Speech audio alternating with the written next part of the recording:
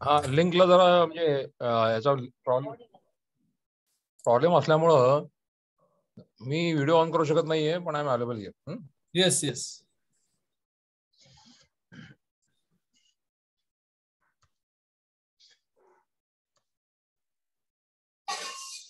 So आपण एक 5 मिनिटं वाट बघतोय.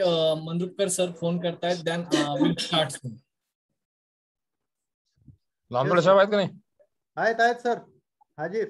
नमस्कार सर. नमस्कार नमस्कार सर.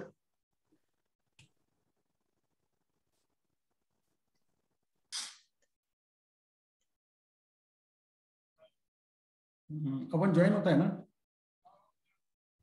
हो येस. आता हो ठीक ठीक.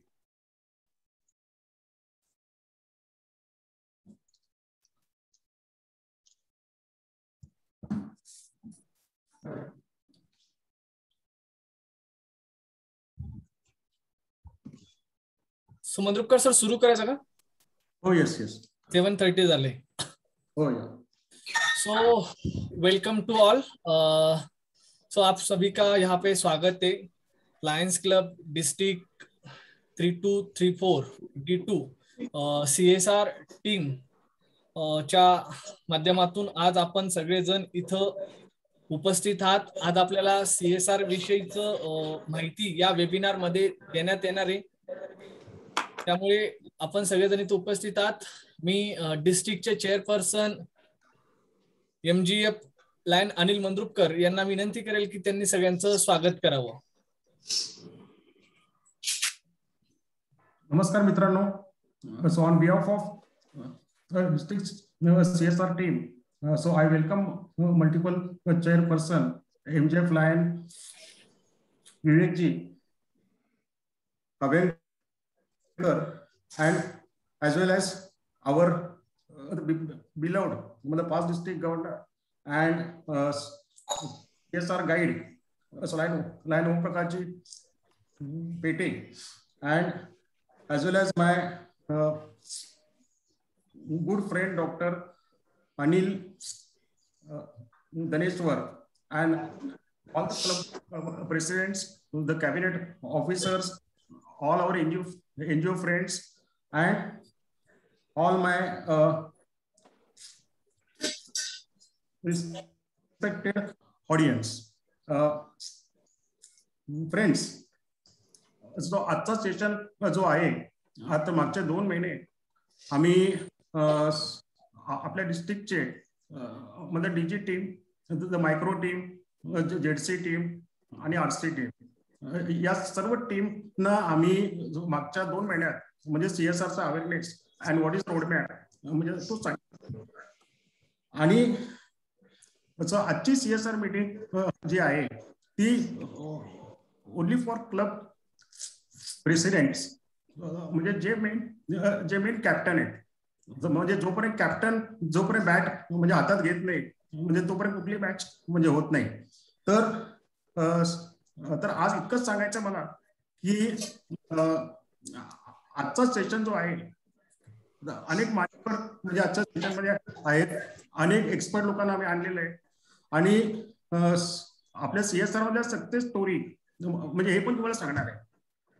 म्हणजे कुणाला असं वाटू नये की बाबा आपल्या डिस्ट्रिक्ट मध्ये CSR अजून स्टार्ट झालेला नाहीये, म्हणजे किंवा म्हणजे कुठल्याच क्लबला म्हणजे त्याचा ऍडव्हान्टेज मिळाला नाहीये.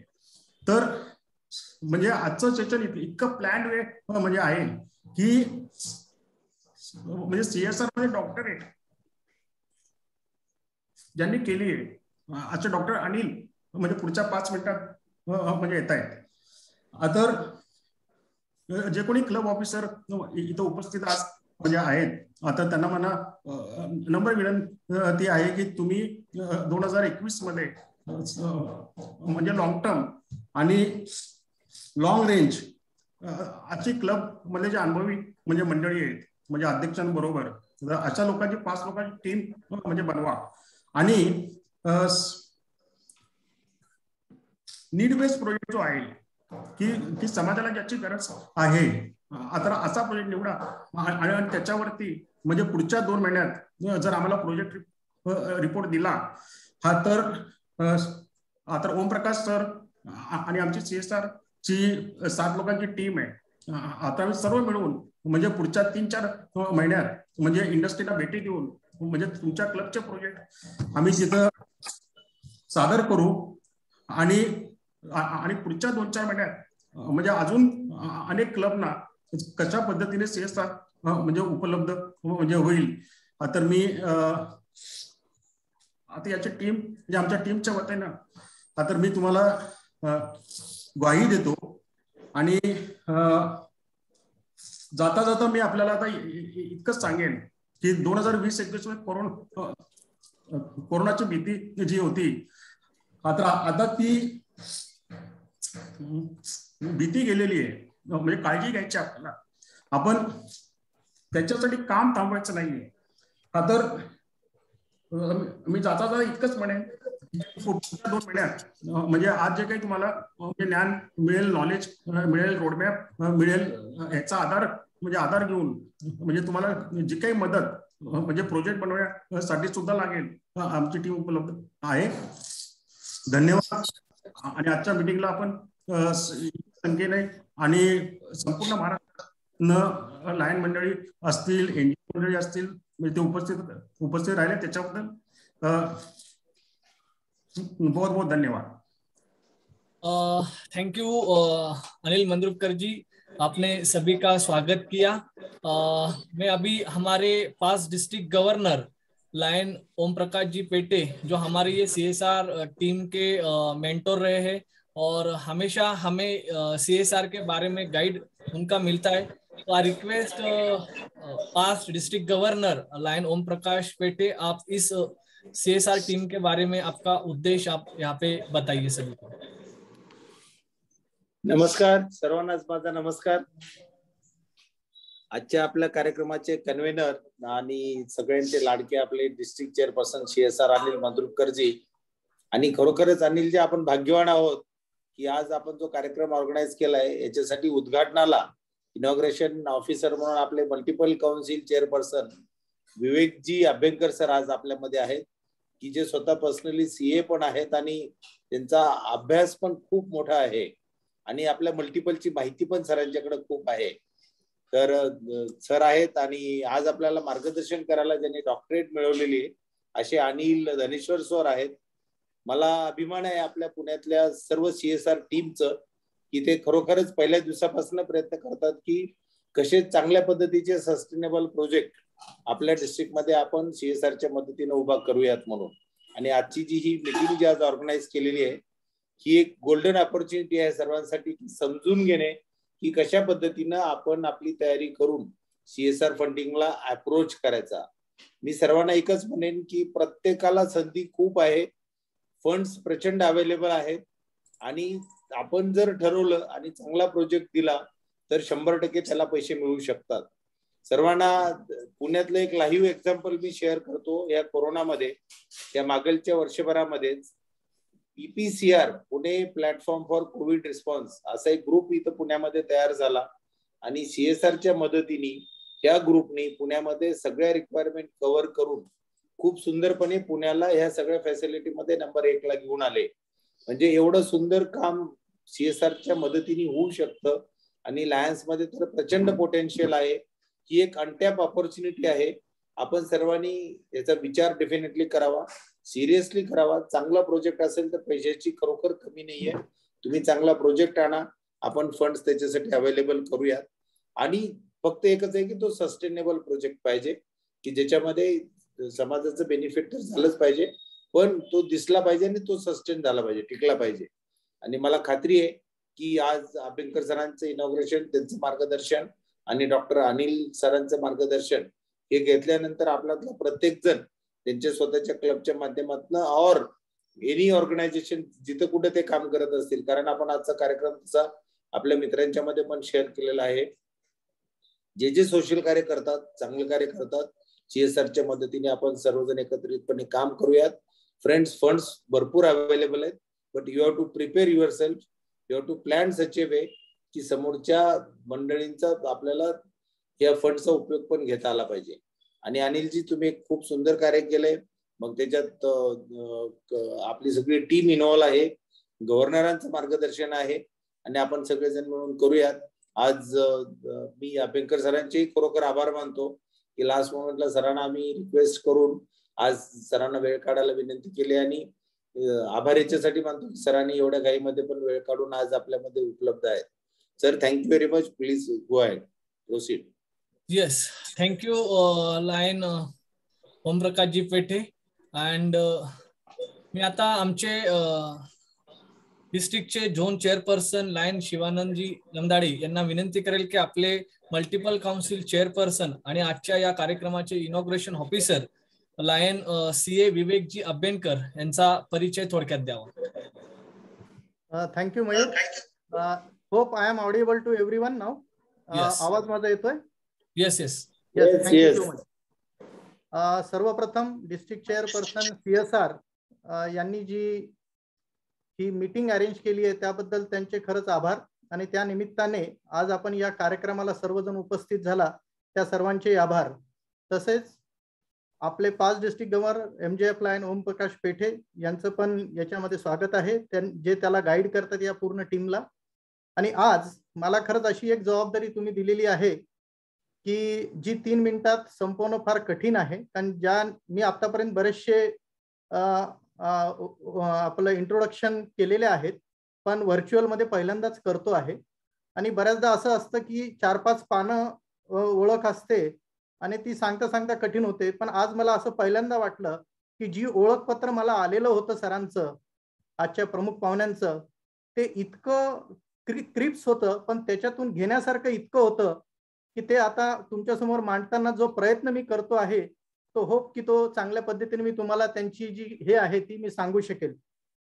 तर आजच्या या कार्यक्रमाचे प्रमुख अतिथी आणि आपल्याला लाभलेले विद्यमान MJF lion Vivek Abhyankar sir यांची ओळख करून देताना खरंच मला आनंद वाटतोय आणि अभिमान पण वाटतो आहे की त्यांचं पूर्ण कर्तृत्व मी जेव्हा वाचलं त्याच्यानंतर हा अभिमानास्पदच आहे. आणि एक लायन मेंबर म्हणून आणि ह्या मल्टिपल मध्ये काम करणारा एक मेंबर म्हणून मला खरंच आनंद वाटतो आहे. तर अशा या व्यक्तिमत्वाचा जन्म 1956 साली झाला. आणि खरं सांगायला गेलं तर through out his qualification he was basically a scholarship person. म्हणजे प्रत्येक टप्प्यावर, पडाव्यावर, शैक्षणिक पडावावर त्यांना प्रत्येक वेळेस स्कॉलरशिप मिळत आली. आणि he is the merit rank holder in the graduation. By profession he is a CA, chartered accountant, fellow member of the Institute of Chartered Accountants of India, successfully practicing since 1979. तर हा झाला त्यांचा थोडक्यात professional परिचय. त्याच्या व्यतिरिक्त लायनिझम मध्ये ज्यांना ओळखल्या जातं आणि त्यांच्या गुणांना ओळखल्या जातं, ह्या 3 गोष्टींमुळे ओळखल्या जातं. त्याच्यामध्ये त्यांचं most sincere person, methodical person, hardworking person आणि committed lions to his goal. या 4 अशा क्वालिटीज आहे की ज्याच्यामुळे डिस्ट्रिक्टमध्ये त्यांना नावाजले जातं. आणि प्रत्येक ओळख सांगताना प्रत्येक जणाच्या तोंडातून हाच या 4 गोष्टी बाहेर येतात, असं हे व्यक्तिमत्व आहे. तर यांनी लायनिझम 1995 साली सुरू केली. त्याच्यानंतर चार्टर्ड प्रेसिडेंट म्हणून 1998-99 त्यांनी भूषविलं. Zone chairperson 2003, 2002, 2003, region chairperson 2006-2007, district PRO 2007-2008, editor of Maharashtra lions 2011-12, त्याच्यानंतर डिस्ट्रिक्ट कॅबिनेट ट्रेझर 15-16, त्याच्यानंतर VDG 2 18-19, VDG 1 19-20 आणि डिस्ट्रिक्ट गव्हर्नर जे झाले ते साल म्हणजे 2020-21. आणि त्यावेळेस त्यांचं स्लोगन होतं यू आर इनफ. हे स्लोगन मध्ये त्यांनी सर्व्हिस ऍक्टिव्हिटीज परफॉर्म केल्या. आणि आज आपल्या मल्टिपल काउन्सिल चेअरपर्सन आहेत 21-22 साठी. तर अशा या व्यक्तिमत्वाचं जेव्हा लायनिझमचं करिअर बघताना त्याच्या काही अचिव्हमेंट्स पण मला त्यांच्या जाणवल्या. त्याच्यामध्ये ज्यावेळेस ते डिस्ट्रिक्ट गव्हर्नर होते त्यावेळेस त्यांचा डिस्ट्रिक्ट जो आहे टॉप 10 इंडियामध्ये आला होता, तो म्हणजे सर्व्हिस ऍक्टिव्हिटीज साठी. अशा या व्यक्तिमत्वाला इंटरनॅशनली सुद्धा दखल घेतली. इंटरनॅशनल प्रेसिडेन्शियल मेडल त्यांना मिळालेलं आहे. इंटरनॅशनल सर्टिफिकेट 10दा मिळालेलं आहे. लक्षात घ्या, 10दा मिळण्यासाठी ती ऍक्टिव्हिटी काय प्रकारची असेल आणि ते कार्य काय प्रकारचं याची कल्पना ज्याला इंटरनॅशनल सर्टिफिकेट मिळालंय त्यालाच ती कळेल. त्याच्यानंतर इंटरनॅशनल सर्टिफिकेट 10 झाल्यानंतर मल्टिपल अप्रिसिएशन त्यांना 11 वेळेस मिळालेलं आहे. बेस्ट डिस्ट्रिक्ट कॅबिनेट ट्रेझरर म्हणून गोल्ड अवॉर्ड सुद्धा त्यांना मिळालेला आहे. बेस्ट झोन चेअरपर्सन अवॉर्ड मिळालेला आहे. याच्या व्यतिरिक्त त्यांची ओळख म्हणजे faculty development institute FDI of lions club of international अशा या संस्थेसाठी ते गाईड म्हणून आहेत आपल्या इंटरनॅशनल बॉडीवर. आता खरं सांगायला गेलं तर हे व्यक्तिमत्व जे आहेत ते लायन्सचं लीडरशिप गुरु म्हणजे ज्यांच्याकडे एक व्यक्तिमत्व नसून ही एक संस्था आहे ज्याच्यामध्ये ज्ञानाचं अखंड सागर भरलेला आहे आणि ते ज्ञान ते वाटत असतात. त्याच्यामध्ये he is a great organisation equipment. त्याच्यामध्ये district lions leadership and institute Aurangabad 2019 मध्ये त्याचे ते कन्व्हेनर होते. त्याच्यानंतर great orator and has been facilitated at various CA seminars जे होतात ऑल ओव्हर इंडियामध्ये ICAच्या इन्स्टिट्यूशनच्या अंडरमध्ये, त्याही ते फॅकल्टीद्वारे करतात. म्हणजे हा जो त्यांचा दांडगा हे आहे की जे आपल्याकडे आहे ते सगळ्यांपर्यंत पोहोचायचा हा गुण त्याच्यातून दिसून येतो. आता व्यक्तिमत्व त्याच्या व्यतिरिक्त फॅमिली जर आपण बघितलं तर यांची फॅमिलीचं नॅरेशन करताना मला असं वाटतं की बटालियन या sir he nothing but their family is a battalion of educated family. म्हणजे जर आपण घेतलं त्यांच्या पत्नी लायन डॉक्टर स्नेहल अभ्यंकर त्या डॉक्टर आहेत. त्यांचा मुलगा CA असीम तो स्वतः CA आहे. Daughter in law CA Pallavi ती पण चार्टर्ड अकाउंटंट आहे. त्याच्यानंतर त्यांची मुलगी डॉक्टर अस्मा, त्यांचा सन इन लॉ डॉक्टर समीर, 2 ग्रँडसन आणि 2 ग्रँड डॉटर्स. तर असं ही फॅमिली जी पूर्ण बटालियन आहे जी शिक्षणामध्ये पूर्ण तरबेज आहे. जे शिक्षण अवेलेबल आहे ज्याचं उच्च प्रशिक्षित शिक्षेचं त्यांनी सर्वांनी अध्ययन केलेलं आहे अशी ही फॅमिली आहे. आणि जाता जाता त्यांच्या ज्या इंट्रोडक्शन मधून मला ज्या 2 गोष्टी चांगल्या वाटल्या त्या मी जाता जाता तुम्हाला सांगतो की त्यांच्या व्यक्तिमत्वाकडून शिकण्यासारखं भरपूर काही आहे. पण या 2 गोष्टी मला असं वाटतं की lion MJF lion Vinayak Abhyankar हे जे आहेत ते वेल नोन इकॉनॉमिस्ट आहेत आणि ही बिलीव्स दॅट की administration is the key success for any organisation or individual. म्हणजे ऍडमिनिस्ट्रेटिव्ह हा हातखंडा किती आवश्यक आहे आयुष्याच्या जीवनामध्ये एखादं सक्सेसफुल कार्य करायचं असलं तर हे त्यांच्या कार्यशैलीतून आपल्याला मिळतं. आणि he is ardent believer that thoughts lead by administration, thoughts leads by administration, administration lead by accuracy and accuracy makes the result. हे त्यांचं जीवनाचं प्रिन्सिपल आहे आणि आज ते या पदावर इथे पोहोचलेले आहेत. अशा या विद्यमान व्यक्तीचं आमचे multiple council chairperson MJF lion Vivek Abhyankar यांची ओळख करून देताना मला खरंच आनंद वाटतो आणि we pray gratitude to you sir that you are inaugurating this fantastic DSR seminar with us. आणि या सर्वांचं मी स्वागत करतो आणि त्यांना उद्युक्त करतो की माझे 2 शब्द त्यांच्याबद्दल मी जे सांगितले ते त्यांनी गोड मानून घ्यावे. Thank you so much sir. Yes, thank you lion Shivanandji Lamdade. खूप छान पद्धतीने आपण थोडक्यात आपले multiple council chairperson lion CA Vivek Abhyankar यांचा परिचय दिला. मी विवेक अभ्यंकर यांना विनंती करेल की त्यांनी आजच्या या कार्यक्रमाच्या निमित्ताने आपलं मनोगत व्यक्त करावं. सर ऑडिओ सुरू करा. सर तुमचा. Yes. Thank you very much, Zone Chairman Lion Shivanandji Lamdade, for giving my introduction. Actually, introduction काहीच नव्हती त्याच्यात, सिंपल होतं. Only we are the persons who are actually working आणि तो पूर्ण आपण केलेल्या कामाचा एक आढावा होता. Thank you very much for presenting it nicely. आजच्या कार्यक्रमाचे convener district chairman lion Anilji मंद्रापूरकर, आपले past district governor lion Omprakashji Pethe,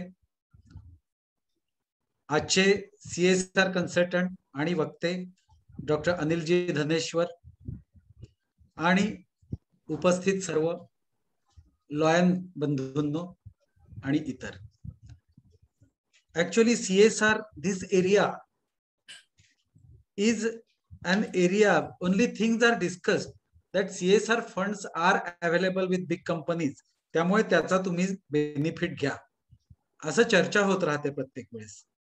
But taking the benefit of anything requires its proper and detailed knowledge. It is not that easy to take the benefit of CSR. CSR, when it brought in Companies Act, it was made compulsory for each and every company which is earning a profit, average annual profit for last 3 years to the extent of 5 crores or more. 2% of that amount of profit has been kept aside for spending for CSR. असा एक overall base आहे की प्रत्येकाने corporate social responsibility म्हणून प्रत्येक कंपनीनी 2% रक्कम त्यांच्या झालेल्या प्रॉफिटची आपल्या जनतेसाठी, आपल्या समाज कल्याणासाठी दिली गेली पाहिजे. And so all rules and regulations were drafted according to that, and proper things which are required for granting these funds was also put up in the act in section 135 of the company's rules. We are not going in the technical part of it, but we should understand that this 2% amount which is to be spent by any company, it has to be in a proper way. द्यायची कोणाला द्यायची तर त्याच्यासाठी any social organization, any trust, any section 8 company or who are working for social purpose, त्यांनी एक CSR, माझ्या माहितीप्रमाणे मी सांगतोय, I am not going in detail कारण आपल्याला we got wonderful speaker subsequently, पण CSR 1 नावाचा जो फॉर्म असतो तो आपल्याला ऑनलाईन अपलोड करायचा असतो आणि त्या फॉर्मचं जे रजिस्ट्रेशन आहे which is a must for any social organisation to take the benefit of CSR. जे सुरुवातीला आपल्या प्रत्येक लॉयन्स क्लबला ज्यांना CSR फंड्स घ्यायचे आहेत, पहिले त्यांना CSR साठी लागणारे जे डिटेल्सची ट्रस्टची इन्फॉर्मेशन आहे ती CSR 1 ह्या फॉर्मद्वारे ऑनलाईन अपलोड करायची आहे आणि ती अपलोड केली असेल तरच आपल्याला पुढले काय मिळणार आहे, पैसे जे मिळणार आहेत. आता ते पैसे कशासाठी मिळणार आहे याच्यासाठी clear cut areas have been defined, which the activities have properly been identified, for which activities they should give money for CSR, and they have identified the activities which are not included for CSR also. आणि ह्या पूर्ण details जेव्हा आपण पाहतो तेव्हा CSR availability and its utilization is definitely a wonderful tool for executing our work as a lawyer, because we serve याच्यात आपल्याला social responsibility करताना आपल्याला जे फंड्सचे रिक्वायरमेंट आहे, आपण आतापर्यंत आपल्या खिशातले कितीतरी पैसे देत आलो, LCI तर्फे पण आपल्याला खूप पैसे मिळत असतात, पण आपल्याला इझिली अवेलेबल पैसे जे आहेत ते आपल्या लोकल लेव्हलला आपल्याला CSRच्या थ्रू आहे, जे पैसे पूर्णपणे युटिलाइज पण केले जात नाही असं बऱ्याच वेळेला लक्षात येतं, कारण त्याच्यासाठी प्रॉपर ऑर्गनायझेशन्स अवेलेबल नसतात, प्रॉपर लोक अप्रोच होत नाही आणि प्रॉपर ठिकाणी if we approach it properly आपल्याला डेफिनेटली ते मिळू शकतं. There are very few clubs who have got this CSR funds in all the area of our multiple. आपण अगदी प्रत्येक D1, D2, H1, H2 मध्ये पाहायला गेलो तर आय हॅव कम अक्रॉस आपल्या D2 मध्ये maximum CSR funds have been utilized. To some extent there are utilization of CSR funds in D1 and H1. Recently in last week only bank has given one CSR fund खाली एक ambulance दिली आमच्याकडे आता state bank of इंडियाने. So this is only can possible when the proper administrative base of any club is ready and they can proceed ahead for getting this CSR help. त्याच्यासाठी पहिले आपल्याला आपला बेस क्लिअर ठेवायला पाहिजे असं मला वाटतं, आणि त्याच्यानंतर ते कशासाठी वापरायला पाहिजे ह्याचा हा विषय तर वेगळा आहे. Our consultant is going to guide on that those issues. आणि याच्यात मला आणखी एक प्रश्न असा वाटतो, आता जो व्हॅक्सिनेशन हा भाग आहे, तर whether vaccination done directly by the company is eligible for CSR. माझ्या माहितीप्रमाणे आहे की नाही हा विषय वेगळा आहे, पण हे जे काही काही एरियाज असतात ते आपल्याला अभ्यास करायला पाहिजे, माहिती करायला पाहिजे. पुढला आहे असाही विषय की हे CSR फंड जर कंपन्यांनी खर्च केले नाही तर they are also penalised in a very heavy way. त्यांना जे काय CSR फंड द्यायचे असतात त्याच्या दुप्पट रक्कम त्यांना पेनॉल्टी म्हणून द्यावी लागते. So they are also at responsibility to spend this money, and we are here to receive that money and put it in a proper way. So I appeal all of you to take benefit of today's guidance which we will be getting. If anything is required to be done at the district level or multiple level by the leaders, I will be promoting it, I will be helping to get it done. Fakt there should be a continuity of these programs which have to be implemented, and to continuity in spite of change in leadership, these programs should be carried on. Then only we will be able to make use of the sources available for spending and all these things. So yes, we will get wonderful information and knowledge with today's seminar. I give best of luck to you all, and I am also happy that because of Om Prakash Ji Pethe, I could be a part of this program. Your district governor also requested me to come, and I could be a part of it. And definitely this program will have to be spread all over the district. I congratulate once again Lion Anil Ji for wonderfully leading the district for CSR, and I wish him best of luck. With this, I conclude. Jai Hind, Jai Lion. Yes, धन्यवाद sir. आपले खूप अतिशय मोलाचे शब्द आजच्या या कार्यक्रमाप्रसंगी आम्हा सगळ्यांना ऐकायला मिळाले. आपण जे म्हणालात की लायन्स क्लबच्या मध्ये आपल्याला CSR फंड कशा पद्धतीने आणता येईल आणि परमनंट प्रोजेक्ट आपल्याला कसं पुढे घेऊन जाता येईल याबाबत आपण निश्चितच एक आशादायी प्रकाश इथं उपस्थित केला, मांडलात. मी आपले पुढचे आजचे महत्वाचे स्की स्पीकर ज्यांच्याविषयी आपण जर ऐकलं तर खूप प्रचंड अनुभव या क्षेत्राविषयी आहे आणि या क्षेत्रातले डॉक्टर आपण म्हणूया. CSR विषयी त्यांच्याकडे खूप अभ्यास आहे. अशा वक्त्यांचं स्वागत करण्यासाठी मी आमचे लायन रमेशजी पशरिया यांना विनंती करेल की त्यांनी त्यांचा थोडक्यात परिचय द्यावा. लायन रमेशजी पशरिया. येस, धन्यवाद लायन मयूरजी. मला खरोखर आनंद होतोय की मला एका अत्यंत चांगल्या पर्सनॅलिटीचं किंवा व्यक्तिमत्वाचं परिचय करण्याची संधी दिली आहे. त्याबद्दल मी सर्वप्रथम lion Anilji Mandrupkar, MGF Anilji Mandrupkar, district chairperson CSR activities, नंतर lion Omprakashji Pethe PDG, lion Vivekji Abhyankar MCC, आमचे ZC लायन शिवानंदजी, या सर्वांचे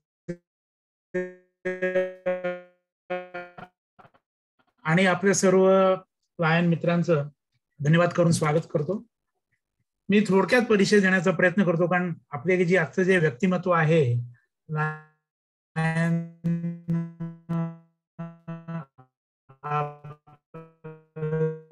डॉक्टर अनिल, पण मी माझा एक खारीचा वाटा असा प्रयत्न करतो.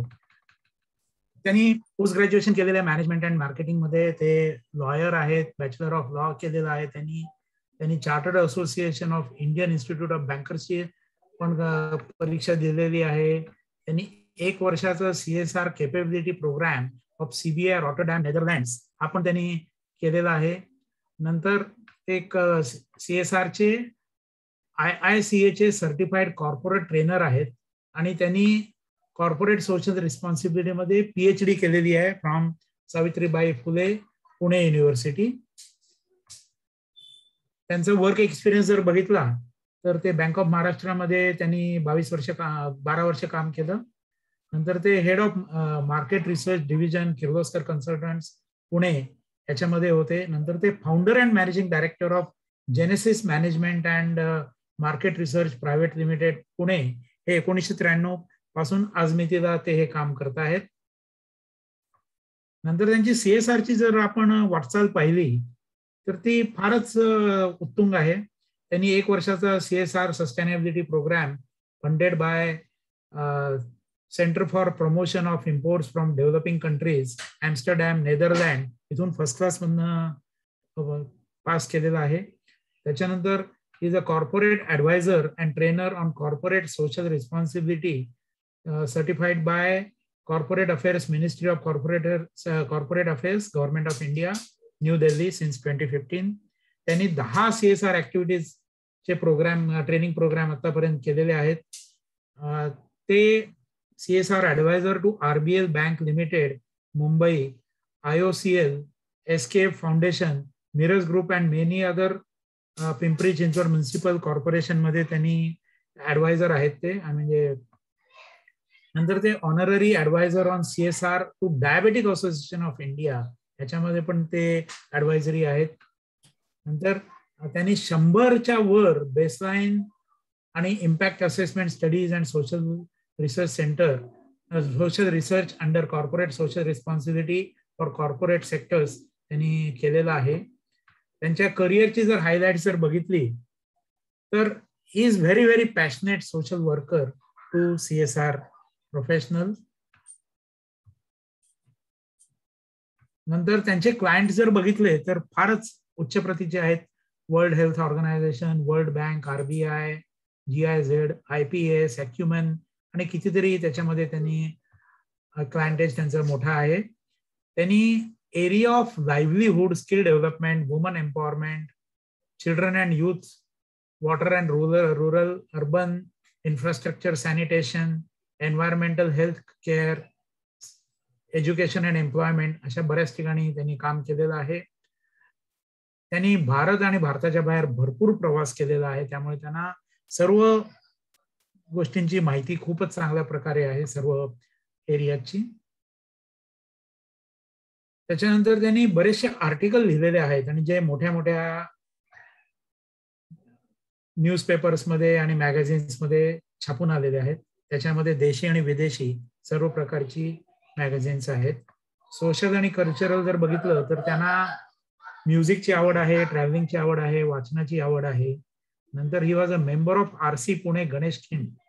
त्याच्यानंतर ही is a past president of rotary club of Pune आणि given many musical programs in India and abroad, winner of awards in various musical competitions, visiting faculty in management schools and colleges. आणि त्यांची प्रोफेशनल मेंबरशिप जर बघितली तर ESO MAR मध्ये आणि market research society of इंडियामध्ये ते प्रोफेशनल मेंबर आहेत. तसेच CBI नेदरलँडमध्ये ते मेंबर आहेत, FICCI मध्ये ते मेंबर आहेत, CII मध्ये ते मेंबर आहेत, MCCIA मध्ये पण ते मेंबर आहेत. तशा बऱ्याच ठिकाणची त्यांची मेंबरशिप आहे.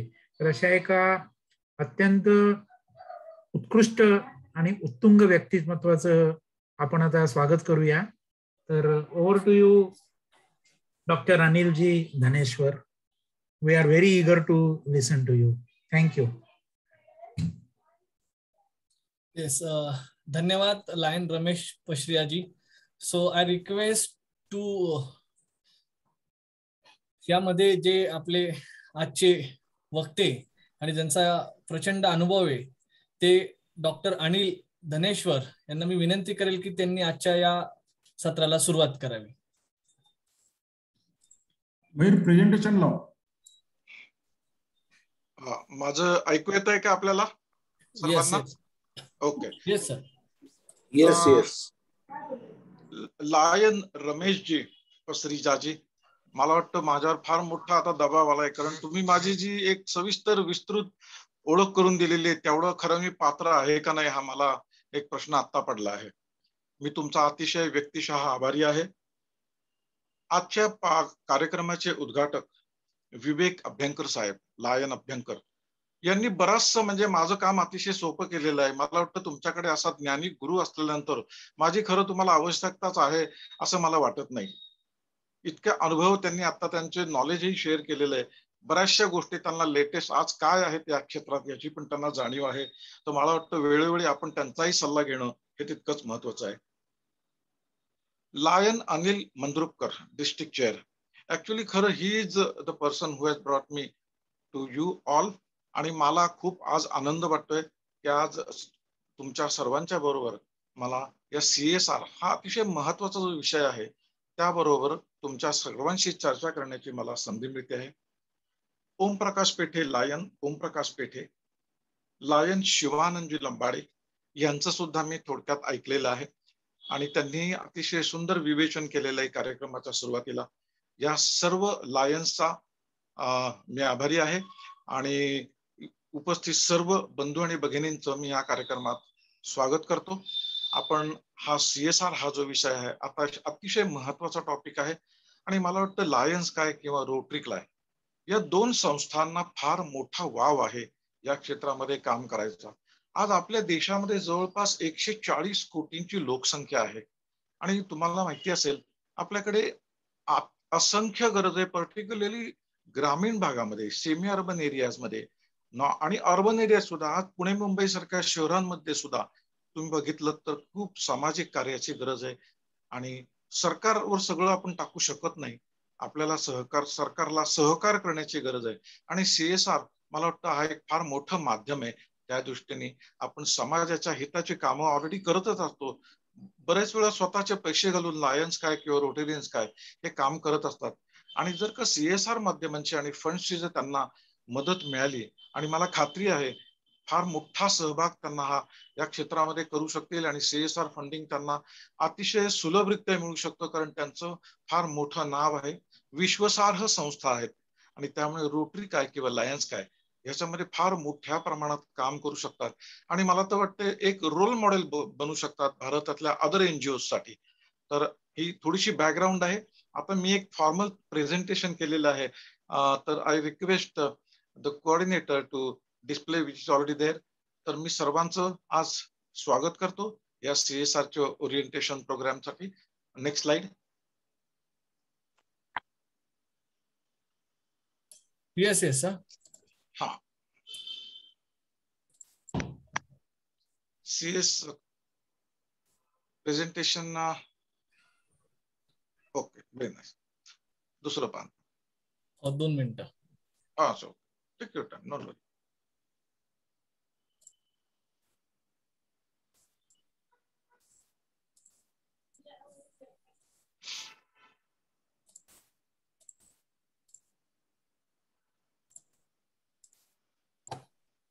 ठीक आहे. Yes sir. ओके. आता CSR ऍक्च्युली काय, CSR म्हणजे काय आहे? बरेच वेळा आपल्यापैकी बरेच जण उद्योजक आहेत. आपण आपला स्वतःचा व्यवसाय करतो, आपण आपल्या चरितार्थासाठी उत्पन्न मिळवतो, आपण नॅचरल रिसोर्सेस वापरतो, काही काही ठिकाणी आपण हवेचा वापर करतो, त्याचं थोडंसं पोल्युशन होतं, व्हेकल जातात आपली. तर आपण आपल्या कामासाठी बरेच वेळेला निसर्गावर अत्याचार करत असतो, डायरेक्टली अथवा इनडायरेक्टली. आणि जर का आपण आपलं चरितार्थाचं साधन त्यातनं आपण इन्कम मिळवत असतो, तर आपली नैतिक जबाबदारी आहे की आपण समाजासाठी काहीतरी करायला पाहिजे. आणि केवळ या नैतिकतेच्या भावनेतून हा CSRची संकल्पना ही बरेच वर्ष जुनी आहे, परंतु ही आता मॅन्डेटरी झालेली आहे. जसं अभ्यंकर साहेबांनी त्यांच्या व्याख्यानात आत्ताच कव्हर केलं की ज्यांचं मिनिमम 5 कोटी प्रॉफिट आहे, कमीत कमी गेले 3 वर्ष सातत्याने किंवा त्यापेक्षा जास्त आहे, ही त्यातली एक वन कंडिशन आहे. त्यांना CSR हा कंपल्सरी आहे. आणि केवळ टॅक्स भरणं हा एक हेतू आहे असं नाही, तर समाजालाही आपलं काही देणं लागतं. कारण समाज आहे म्हणून आपण आहोत, म्हणून आपण यशस्वी होतो. आणि आपल्याला समाजाचं सहकार्य जर नसतं कदाचित, तर आपण यशस्वी होऊ शकलो नसतो. या मॉरल ऑब्लिगेशन मधनं ही खरं म्हणजे समाजसेवेची संकल्पना ही आपल्या समाजामध्ये आलेली आहे. जवळजवळ सर्व धर्मांमध्ये आपल्याकडे समाजकार्याला फार मोठं महत्व आहे. Next slide. भारतामधला पुढची स्लाइड. नेक्स्ट. हो, करतोय. हा, काय problem?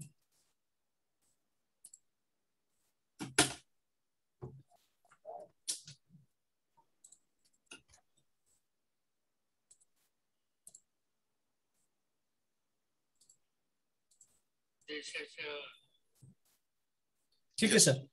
Know about CSR. Bharat हा जगातला एकमेव असा देश आहे की जिथे CSR हे कायद्याने करावं लागतं, कंपल्सरी आहे. जगात असा कोणताही देश नाही की तुम्हाला कायद्यानुसार CSR करावं लागतं. सगळीकडे सर्व जगांमध्ये ते व्हॉलंटरी आहे. तुम्ही नाही केलं तर काही तुम्हाला शासन विचारत नाही, पण भारतामध्ये तसं नाही. जर का तुम्ही CSR केलं नाहीत आणि तुम्हाला जर ते लागू असेल आणि तुम्ही केलं नाही तर तुम्हाला दंड आहे. हा दंडाचं जे प्रोव्हिजन आहे ही आता नुकतीच आलेली आहे. सेक्शन 135 कंपनीज ऍक्ट प्रमाणे हे CSR हे रेग्युलेट केलं जातं, गव्हर्न केलं जातं.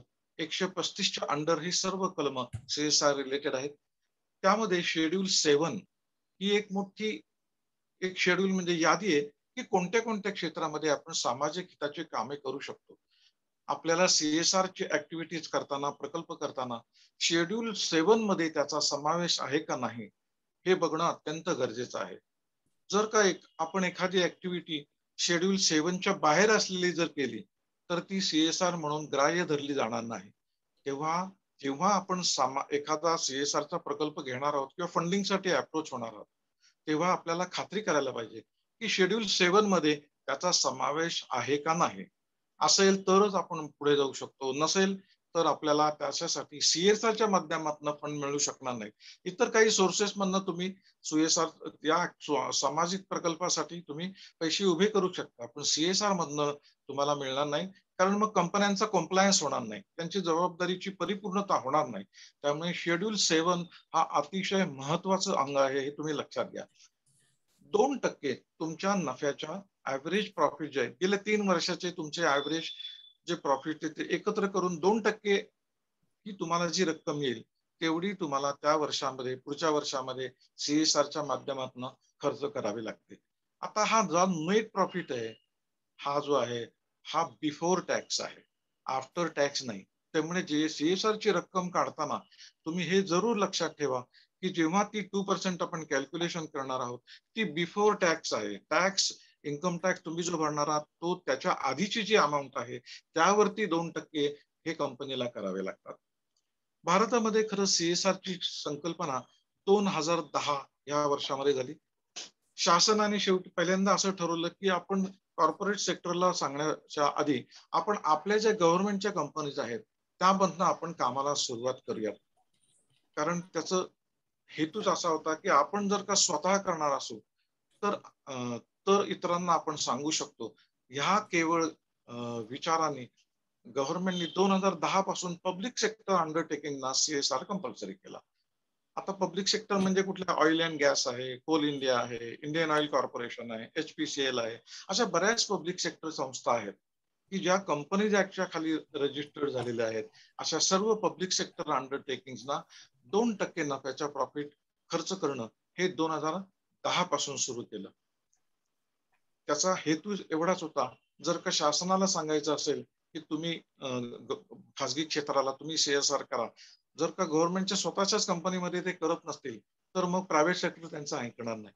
म्हणून चॅरिटी बिगिन्स ॲट होम म्हणून सरकारने पहिल्यांदा त्यांच्या कंपन्यांमधनं सुरुवात केली आणि नंतर 2013ला आपल्या सर्वांना माहिती आहे एक कायदा आला आणि 2014 पासून भारतामध्ये CSRची खऱ्या अर्थाने मोमेंटम ही आलेली आहे. या CSRच्या कायद्यामध्ये अतिशय स्ट्रिक्ट मॉनिटरिंग आहे, इम्प्लिमेंटेशन आहे आणि रिपोर्टिंग आहे. मला असं वाटतं तुम्हाला कल्पना असेल, मॅचिंग ग्रँट प्रोसेस करता किंवा तुम्ही अजून एकत्र येऊन क्लब काही किंवा परदेशातनं तुम्हाला काही मदत मिळते तेव्हा तुम्हाला जे मॅचिंग ग्रँटला जी काही डॉक्युमेंटेशन करावे लागतात, मोर ऑर लेस त्याच पद्धतीची तुम्हाला मॉनिटरिंग, इव्हॅल्युएशन आणि रिपोर्टिंग हे कंपल्सरी आहे. त्याच्यानंतरचं पुढचं जे कलम होतं, आधी होतं ते स्पेंड ऑर एक्सप्लेन असं होतं. कारण सुरुवातीची 2-3 वर्ष शासनाने असं ठरवलं की आपण कंपन्यांना थोडी वेळ देऊयात, मुभा देऊयात, त्यांना CSR बद्दल थोडी माहिती होऊन द्या, लेट देम गेट ओरिएंटेड, आणि मग आपण त्यांना पाहिजे तर दंड लावू शकतो. त्यामुळे त्यांना पहिले 2 ते 3 वर्ष गव्हर्नमेंटने दंड लावला नाही. 2018 पर्यंत त्यांनी कुठलीही कारवाई केली नाही कंपन्यांच्या अगेन्स्ट. अशा बऱ्याच कंपन्या होत्या की ज्यांनी CSR वर एकही रुपया खर्च केलेला नव्हता. काही ना काही कारण सांगून त्यांनी ते टाळलं करायचं. 2018ला त्यांनी रेग्युलेशन आणला आणि त्यांनी सांगितलं spend, explain or pay fine हे पुढे ऍड झालेलं आहे 2018 मध्ये. त्यामुळे आता कोणत्याही कंपनीला कोणत्याही कारणास्तव CSR ते टाळू शकत नाहीत अशा स्ट्रिक्ट प्रोव्हिजन्स झालेल्या आहेत 2018 नंतर. CSR can be done anywhere. पूर्वी गाईडलाईन्स अशा होत्या की कंपनीचं जे कामाचं क्षेत्र आहे, एखादा मॅन्युफॅक्चरिंग प्लांट आहे, फॉर एक्झाम्पल पिंपरी चिंचवडमध्ये असेल किंवा सणसवाडीला असेल किंवा अजून कुठेतरी असेल, भोपाळमध्ये असेल, इंदोरमध्ये असेल, तर तुमच्या कामाच्या क्षेत्राच्या आसपास तुम्ही CSR करा, अशा खरं म्हणजे शासनाच्या गाईडलाईन्स होत्या.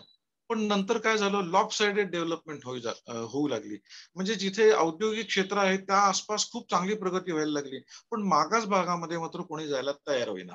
त्यामुळे शासनाने ती कंडिशन काढून टाकली आणि त्यांनी असं सांगितलं की तुम्ही भारतभर कुठेही करू शकता जिथे गरज आहे तिथे, आणि तुम्ही एकत्र येऊन सुद्धा काम करू शकता. फॉर एक्झाम्पल 2 कंपन्या एकत्र येऊन एखादा मोठा प्रकल्प सुद्धा करू शकतो, अशी मुभा सुद्धा कंपन्यांना त्यांनी 2018 नंतर ही तुम्हाला मुभा दिली. त्यामुळे एकत्र येऊन तुम्ही करू शकता, भारतामध्ये कुठेही करू शकता. फक्त एवढं लक्षात घ्यायचंय की जिथे गरज आहे, नीड बेस्डच आहे ते. तुम्हाला वाटतं म्हणून तुम्ही प्रकल्प केलात तर तो तुमचा CSR म्हणून ग्राह्य धरणार नाही, कारण समाजाला त्याची गरज नसेल. आणि जर का तुम्ही त्या गावामध्ये प्रकल्प केला तर तो बरेच वेळा फेल होतो. आणि अभ्यंकर साहेबांनी जसं सांगितलं, सस्टेनेबल जर झाला नाही तो फेल होतो. आणि सस्टेनेबल झाला नाही तर कंपन्यांची ती जबाबदारी आहे, आणि कंपन्यांनी तो खर्च केला नाही, तो वाया गेला असं समजून परत कंपनीला खर्च करावा लागेल. त्यामुळे आता सस्टेनेबल असणं तो हे सुद्धा मॅन्डेटरी आहे. Next slide. CSR मला वाटतं आपण मागे गेलो परत. ठीक आहे, ओके. कॉन्स्टिट्युएंट्स ऑफ CSR म्हणजे CSR एखादा प्रकल्प कोणत्या गोष्टींवर ठरला जातो तर तो नीड बेस्ड पाहिजे. It has to be necessarily need based. तो नीडी आणि पुअर आपल्यासारख्या उच्च मध्यम वर्गीयांसाठी जर का एखादा प्रकल्प केला तर तो CSR मध्ये ग्राह्य धरला. आपण नीडी आहोत पण पुअर नाही आहोत हे लक्षात घ्या. आपल्याला गरजा खूप असतात, प्रत्येकाला गरजा असतात. समाजाच्या वेगवेगळ्या स्तरामध्ये वेगवेगळ्या लोकांना वेगवेगळ्या गरजा असतात. परंतु एक लक्षात घ्या, नीडी आहे आणि पुअर नसेल तर तो प्रकल्प CSR म्हणून ग्राह्य धरला जाणार नाही. तर तो नीडी पण पाहिजे, गरजू पण पाहिजे आणि पुअर पण पाहिजे. आता काही ठिकाणी मला असं आढळलेलं आहे की ते पुअर आहेत पण नीडी नाही आहेत, कारण ऑलरेडी तिथे कोणीतरी त्याच प्रकारचा प्रकल्प केलेला आहे. पाण्याचा असेल, शाळा असेल. डबल तुम्ही तिथनं काम करणं हे अपेक्षित नाहीये. तुम्ही जेव्हा प्रकल्प कराल एका गावामध्ये तिथे तो झालेला आहे का पूर्वी अशा प्रकारचं काही काम कोणी केलेलं आहे का, तो व्यवस्थित चालतो आहे का, तर मग परत डुप्लिकेशन करून आपल्याला तिथे स्पर्धा करायची नाहीये हे लक्षात घ्या. त्यांची पूर्तता करणं त्यांच्या गरजेची ही फक्त आवश्यक आहे. स्पर्धा नाही, एका कंपनीने केलं काम दुसऱ्या कंपनीने आणखीन तिथे येऊन स्पर्धा केली, मी तुमच्यापेक्षा चांगलं करतो असं अपेक्षित नाहीये. दुसरी महत्वाची तिसरी गोष्ट म्हणजे शेड्यूल 7 मध्ये त्याची यादीमध्ये समाविष्ट असणं हे अतिशय गरजेचं आहे. जेव्हा तुम्ही CSRचा प्रकल्प करता तेव्हा त्याला स्टार्ट डेट म्हणजे ज्या दिवशी तुम्ही तो प्रकल्प सुरू करणार आहात आणि ज्या दिवशी तो तुम्ही संपवून समाजाला हस्तांतरण करणार आहात हे आधी ठरवावं लागतं. नाहीतर काय होतं, बरेच वेळा शासनाचे प्रकल्प तुम्हाला माहिती आहेत, सुरू कधी होणार डिक्लेअर करतात एखादी डेट, परंतु त्या वेळेत तो कधी सुरू होत नाही आणि सुरू झाला तर तो वेळेत कधी संपत नाही. असेही जे अनुभव आहेत त्या अनुभवातून शासन हे अतिशय हुशार झालेलं आहे आणि त्यामुळे त्यांनी CSRला हा एक कायदा लावलाय, असं एक कलम टाकलंय की त्याला एंड डेट आणि स्टार्ट डेट या दोन्हीही प्रकल्पाच्या तुमच्या प्रस्तावामध्ये इन्क्लूड केलं हे गरजेचं आहे. त्या डेट स्टार्ट डेट आणि एंड डेट नसेल तरी सुद्धा ते ग्राह्य धरले जाणार नाही. त्याच्यानंतर क्वांटिफायबल आउटकम पाहिजे आणि स्पेंडिंग. तुम्ही जर का 100 रुपये खर्च केलेत तर त्या 100 रुपयाचा बेनिफिट समाजाला झाला आहे का नाही. 100 रुपयाच्या ऐवजी 50 रुपयाचा जर बेनिफिट झाला असेल तर याचा अर्थ तुमचे 50 रुपये वाया गेलेले आहेत. आणि 100 रुपयाच्या ऐवजी 500 रुपयाचा बेनिफिट होऊ शकतो. याचा अर्थ तुमचा प्रकल्प खूप चांगला आहे. मग ते क्वांटिफाय सुद्धा कसं करायचं त्याला सुद्धा वेगवेगळ्या मेथड्स आहेत. ऑफकोर्स आपण आज तो विषय नाही घेते पण फार टेक्निकॅलिटीज मध्ये गेल्यासारखं होईल, परंतु ते आउटकम तुम्हाला क्वांटिफाय करता आलं पाहिजे. किती लोकांना बेनिफिट झाला. फॉर एक्झाम्पल एक उदाहरण देतो तुम्हाला छोटक्यात. एखाद्या गावामध्ये एक पाण्याची योजना केली होती एका कंपनीने CSR माध्यमातून आणि त्या गावामध्ये पाणी चांगलं नव्हतं, हार्ड वॉटर होतं. त्यामुळे गावामध्ये बऱ्याच लोकांना ग्रामस्थांना पोटाचे विकार होत असत, मुलं आजारी पडत असत आणि त्यामुळे मुलं शाळेत जात नसल्यामुळे त्यांच्या शैक्षणिक प्रगतीवर सुद्धा परिणाम होत असे. त्याचप्रमाणे जे कामगार होते काम करणारे ते आजारी पडत असल्यामुळे त्यांचा रोजगारही बुडत होता. पाणी शुद्ध दिल्यामुळे वॉटर प्रकल्प आल्यामुळे त्यामुळे तिथे ते पाण्याचे जे काही पाण्याच्या अभावी जे होणारे विकार होते ते पूर्ण बंद झाले आणि रोजगार सुधारला, त्यांचा इन्कम वाढला, मुलांची शैक्षणिक प्रगती पण खूप झाली. हे क्वांटिफाय तुम्हाला करता आलं पाहिजे. त्याच्यानंतर CSR मध्ये it has to be spent in rupees only. पैशामध्ये तुम्हाला खर्च करावे लागतात. फॉर एक्झाम्पल पार्ले कंपनी असं धरून चला, पार्ले कंपनीने आपली बिस्किटं वाटली गरिबांना तर तो CSR समजला जाणार नाही, कारण ते पैसे त्यांनी खर्च केलेले नाहीयेत. त्यामुळे तुम्हाला पैसे खर्च करावे लागतात. तुम्ही पार्ले बिस्किटच्या ऐवजी दुसरं काहीतरी इक्विपमेंट घ्या, एखाद्या शाळेला तुम्ही कन्स्ट्रक्शन करून द्या, ते चालू शकतं. पण तुमची स्वतःचीच बिस्किटं तुम्ही स्वतःचं उत्पादन वाटलं तर ते मार्केटिंग म्हणून समजलं जातं, CSR मध्ये येत नाही. हे बऱ्याच लोकांना माहित नाही आणि त्यामुळे इथे गडबड होऊ शकते. त्याच्यानंतर sustainable on long term basis. प्रकल्प केल्यानंतर तो जर का पुढच्या 6 महिन्यात बंद पडला तर तो CSR ग्राह्य धरला जाणार नाही. त्याचं जे ऍव्हरेज लाईफ आहे, फॉर एक्झाम्पल बरेच ठिकाणी टॉयलेट बांधलेले आहेत, परंतु त्याला पाण्याची पूर्तता नाहीये, पाण्याची उपलब्धता नाहीये, किंवा सुरुवात केलं आणि नंतर ते बंद पडलंय. बऱ्याच ठिकाणी सोलर यंत्रणा लावलेली आहे, आणि सोलर यंत्रणा तुम्हाला माहितीये त्यांचे जे आरशे असतात वरती सूर्याच्या दिशेला जे लावले ते मेंटेन करावे लागतात, साफ करावे लागतात. काही ठिकाणी आम्ही गेलो ते साफसफाई पण होत नाही, त्यामुळे पॉवर जनरेशन झाले नाही, रस्त्यावरचे लाईट पण लागत नव्हते, सोलर लाईट, आणि तो प्रकल्प फेल्युअर झाला. तर हे बघायला पाहिजे की तुम्हाला तो प्रकल्प सस्टेनेबल असला पाहिजे, आणि तो लॉंग टर्म त्या प्रोजेक्टचे जे ऍव्हरेज लाईफ आहे तोपर्यंत तरी तो चालला पाहिजे. त्याच्यानंतर रिपोर्टिंग आणि disclosure on the public domain. तुम्हाला त्याचा इम्पॅक्ट असेसमेंट, नीड असेसमेंट, म्हणजे प्रकल्प करण्यापूर्वी तिथे गरज आहे का नाही असा एक नीड असेसमेंटचा अहवाल हा सुद्धा आता कंपल्सरी झालेला आहे. ऑफकोर्स त्याला परत लिमिटेशन आहे, 10 कोटीच्या वरचा प्रकल्प असेल तर त्याला नीड असेसमेंट करावा लागतो. तसंच इम्पॅक्ट असेसमेंट सुद्धा मॅन्डेटरी झालेला आहे, आणि तो कंपनीच्या वेबसाईटवर टाकावा लागतो की त्या CSRच्या प्रकल्पाचा बेनिफिट काय झालेला आहे समाजाला, हे पब्लिक डोमेनवर तुम्हाला टाकावं लागतं. आणि reporting to the board and the CSR committee at the regular intervals, quarterly तुमच्या मीटिंग होणं, त्यांचे मिनिट्स तुम्हाला कंपनीच्या वेबसाईटवर टाकणं, हे सुद्धा तेवढंच बंधनकारक आहे. Next slide. Yes sir. हा झालं का सर? पुढे झालं पाहिजे शेड्यूल पुढे. हे तुम्हाला यादी आहे, हे एक मिनिट. शेड्यूल 7 जे आहे तुम्हाला बघायला मिळेल तुम्हाला वेबसाईटवर. त्याच्यामधले जे काही प्रकार दिलेले आहेत ते hunger, poverty, education, gender equality, women empowerment आहे, चाइल्ड मॉर्टॅलिटी, नंतर व्हायरस. आता कोविड हे फार मोठ्या प्रमाणात रिसेंटली ऍड केलेलं आहे. आपले विवेक सरांनी याचा उल्लेख आता केलेला होता. तर कोविड रिलेटेड जे काही खर्च केलेले असतील कंपन्यांनी, वॅक्सिनेशन असेल, औषधं दिलेली असतील, ऑक्सिजन सिलेंडर दिलेले असतील, हे सर्व CSR मधून कव्हर केले जातात आणि ते ग्राह्य धरले जातील. हा नवीन गाईडलाईन्स सारख्या वेळोवेळी आता येत आहेत. हे क्षेत्र खूपच डायनामिक झालेलं आहे. नंतर environment sustainability, employment skill development, ही भली मोठी यादी आहे. बरेच लोक काही काम करत नसतील तर ते सर्व प्राईम मिनिस्टरच्या डोनेशनला देऊन गप्प बसतात. परंतु I would never advise anyone to donate it to the prime ministers और PM केअर फंड, किंवा अजून काही नॉमिनेटेड स्वच्छ गंगा असे काही आहेत. कारण त्याच्यामध्ये म्हणजे काही न करता केवळ पैसे हँडओव्हर करणं हे अपेक्षित नाहीये. म्हणून एक फक्त इन्क्लूड केलेलं आहे यादीमध्ये, म्हणून तुमच्या माहितीसाठी ही लिस्ट मी पुढे आणलेली आहे. नेक्स्ट. CSR मध्ये काय येत नाही हे आपल्याला पहिलं लक्षात ठेवावं लागेल, आणि इथे खरं घोटाळे होतात. बरेच लायन्स किंवा रोटरी क्लब मध्ये आपण बरेच उपक्रम करत असतो, परंतु CSR मध्ये आणि आपण सोशल प्रोजेक्ट जे करतो त्यामध्ये जमीन आसमानाचा फरक आहे. आपण बरेच वेळा दप्तर वाटतो, शाळेमध्ये अवॉर्ड सेरेमनीज करतो, रॅलीज करतो, ब्लड डोनेशन ऑर्गनाईज करतो. हे सगळे वन डे जे इव्हेंट्स असतात ते CSR मध्ये येत नाहीत. हे अतिशय महत्वाचं आहे, लक्षात ठेवा. CSR हे कमिटमेंटचं काम आहे. लायन्स काय किंवा रोटरीज काय यांना तुम्हाला तिथे एक मोठी ब्रिगेड उभी करावी लागणार आहे, आणि कमिटमेंट काम आहे. एकदा CSR प्रकल्प तुमच्या हातात आल्यानंतर तो तुम्हाला उभं राहून सस्टेनेबल करणं एक दिवसाचा हा प्रकल्प नाहीये.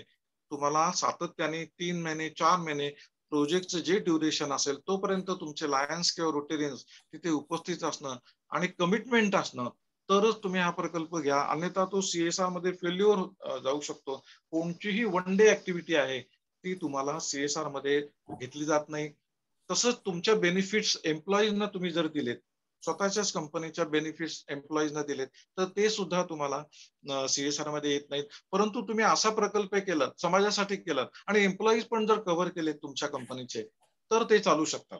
परंतु केवळ तुमच्या एम्प्लॉईसाठी जर का तुम्ही काही ऍक्टिव्हिटीज केली, अवॉर्ड म्हणा, एज्युकेशन म्हणा, किंवा अजून काही स्कॉलरशिप म्हणा, तर ते ग्राह्य धरलं जाणार नाही.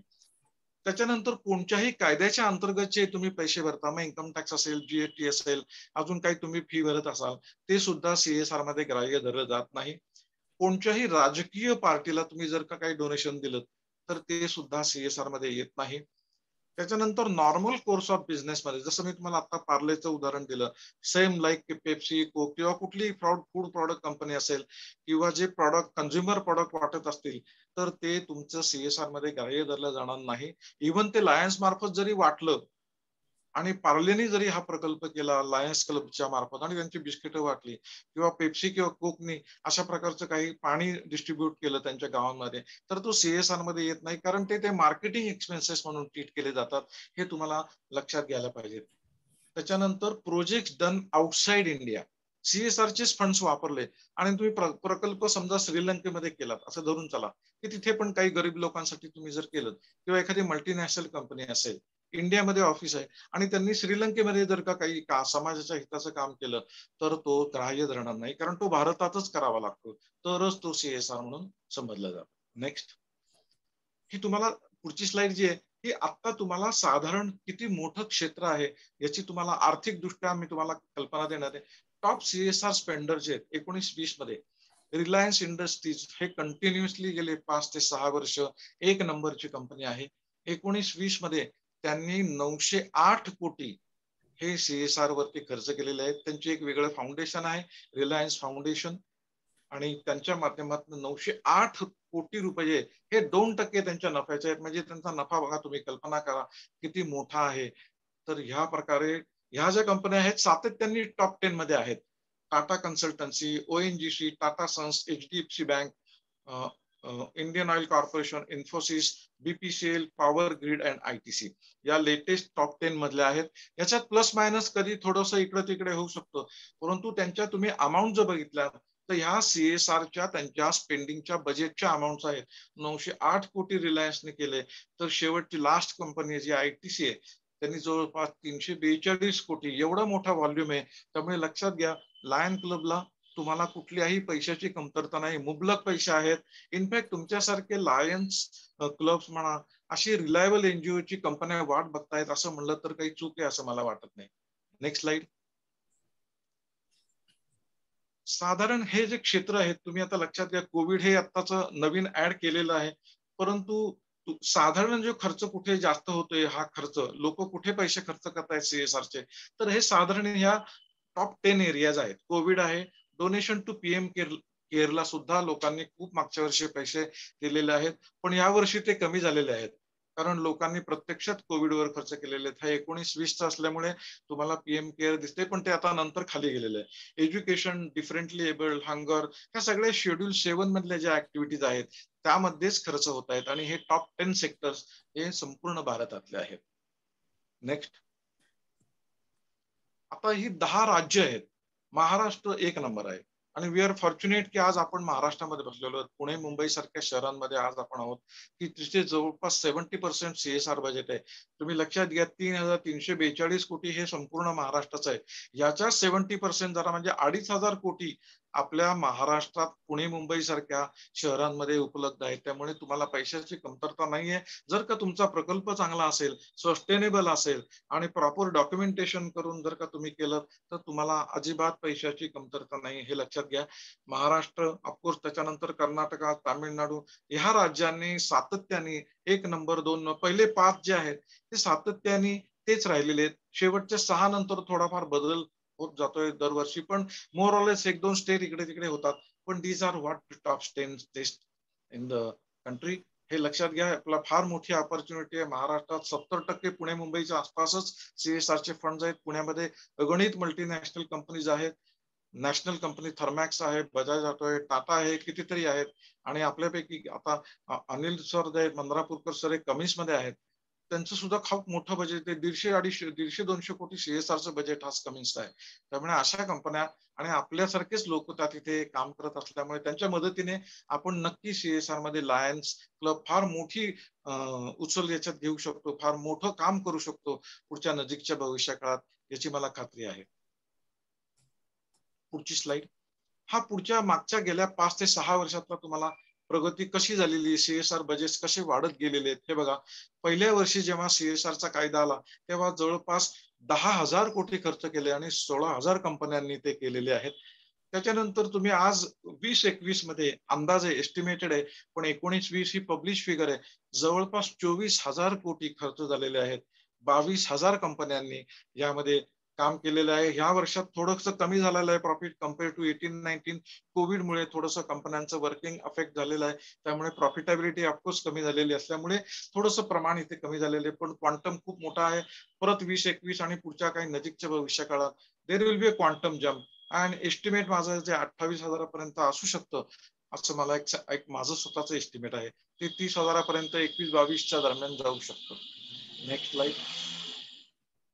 सीएसआरच्या इम्प्लिमेंटेशन मध्ये सुद्धा आता सध्या अनेक अडचणी आहेत. अवेअरनेस नाहीये लोकांना. म्हणजे इव्हन लायन्स किंवा रोटरी क्लब्स मध्ये don't take it other way, कुठलीही कॉमेंट किंवा क्रिटिसिझम नाहीये, परंतु बऱ्याच लोकांना लायन्स म्हणा, रोटरी किंवा वेगळ्या समाजात काम करणाऱ्यांना सीएसआर या विषयामध्ये पूर्ण सखोल माहिती जी अपेक्षित आहे माहिती असणं ती तशी दुर्दैवाने नाहीये. त्यामुळे बरेच वेळा आता इम्प्लिमेंटेशन मध्ये अडचणी येतात. No suitable projects identified. बरेच वेळेला अशाही कंपन्यांनी काही सांगितलंय की आम्ही प्रकल्प का नाही केला, तर आम्हाला योग्य प्रकल्पच मिळाला नाही. तुम्ही लक्षात ठेवा, हा कोणीही विश्वास ठेवू शकणार नाही. आज आपल्याकडे एवढं दारिद्र्य गरिबी आहे, प्रोजेक्ट मिळालाच नाही हे जर कंपन्यांनी कारण दिलेलं असेल सीएसआर न करण्याचं, तर ते कुणाला पटण्यासारखं नाहीये. त्याच्यानंतर non availability of reliable NGO हे मात्र आलेलं आहे. असेही काही केसेस मला सापडले आहेत की जिथे फ्रॉड झालेले. एका कंपनीने काम केलं, एका एनजीओने काम केलं, नुकतं कटपेस्ट करून दुसऱ्या कंपनीने पैसे घेतलेले आहेत कॉर्पोरेट कडनं, असे सुद्धा झालेले आहेत. त्यामुळे तुम्हाला फील्डमध्ये ऍक्च्युली काय काम चालू आहे हे बघणं आणि स्वतःची इन्व्हॉल्वमेंट त्या प्रकल्पामध्ये असणं हे फार गरजेचं आहे. सीएसआरचं नॉलेज नसणं, एक्सपर्टीज नसणं आणि कंपन्यांनी सांगितलं आम्हाला त्याचा अनुभव नाहीये आणि आम्ही त्यामुळे करू शकत नाही, हे अशा काही प्रकारचे एक्सक्युजेस कंपन्यांनी आजपर्यंत दिलेले आहेत. परंतु आता कायद्याचा बडगा बसलेल्यामुळे कंपल्सरी झालेला आहे मागच्या वर्षीपासून, त्यांना कुठलीही कारण अशा प्रकारची ऐकून घेणार नाही असं सीएसआरच्या कायद्यामध्ये तरतूद केली गेलेली आहे. त्यामुळे ही कारणं पूर्वी कंपन्यांनी दिलेली होती हे आपल्याला माहिती असावी. त्यामुळे ही कारणं आता कोणी कुठल्याही कंपनीची ऐकून घेतली जाणार नाहीत. अजूनही काही कंपन्या दुर्दैवाने आपल्याकडे अशा आहेत की जे दंड भरतायत पण सीएसआर करत नाहीयेत, सिरियसली घेतलं जात नाहीये. सिरियस हा एक फार मोठा एक मोठा वारसा आहे, एक मोठाची जबाबदारी आहे, नैतिक जबाबदारी, आणि दुर्दैवाने अजून सीएसआर तेवढा सिरियसली घेतला जात नाहीये हे मात्र नक्कीच आहे. ज्या मोठ्या ऑर्गनाइज कंपनीज आहेत त्या सोडल्या तर बऱ्याचशा अशा छोट्या मोठ्या अनेक कंपनीज आहेत की ते काहीही करत नाहीत, काही दंड सुद्धा भरत नाहीत. केसेस चालू आहेत त्यांच्या. काहीतरी शासनाने जवळजवळ 200 कंपन्यांच्या अगेन्स्ट कोर्ट केसेस दाखल केलेल्या आहेत. अशा स्टेज पर्यंत आज परिस्थिती ती वेळ येऊ नये. आपल्या देशामध्ये एवढी गरज आहे खरं तर तुम्ही सीएसआर प्रकल्प करा. लायन्स म्हणा, रोटरी म्हणा किंवा अजून कित्येक रिलायबल एनजीओ आहेत आपल्या भारतामध्ये, त्यांच्या मदतीने तुम्ही काम करू शकता. आणि तुम्हाला माहिती असेल सेबीने नुकतीच एक नवीन कल्पना पुढे आणलेली आहे, सोशल स्टॉक एक्सचेंज. लायन्स क्लबनी त्या दृष्टीने तयारी करणं हे फार मोठं गरजेचं आहे. कारण त्याच्यामध्ये तुम्हाला जसं बॉम्बे स्टॉक एक्सचेंज मध्ये शेअर्स उभे केले जातात तसे तुमच्यासारखी लायन्स क्लब हे स्वतःचे बॉन्ड्स किंवा शेअर इश्यू करू शकतात आणि पैसे उभे करू शकतात आणि मोठे मोठे प्रकल्प घेऊ शकतात. पुढची स्लाइड घ्या. तर असं इथे आपल्याला किती मोठी अपॉर्च्युनिटी आहे. एक तर आपलं मोठं नाव आहे, आपल्याकडे अनुभवी लोक यंत्रणा आहे, ते कमिटेड आहेत, आपल्याला सोशल प्रोजेक्ट करण्याचा अनुभव आहे.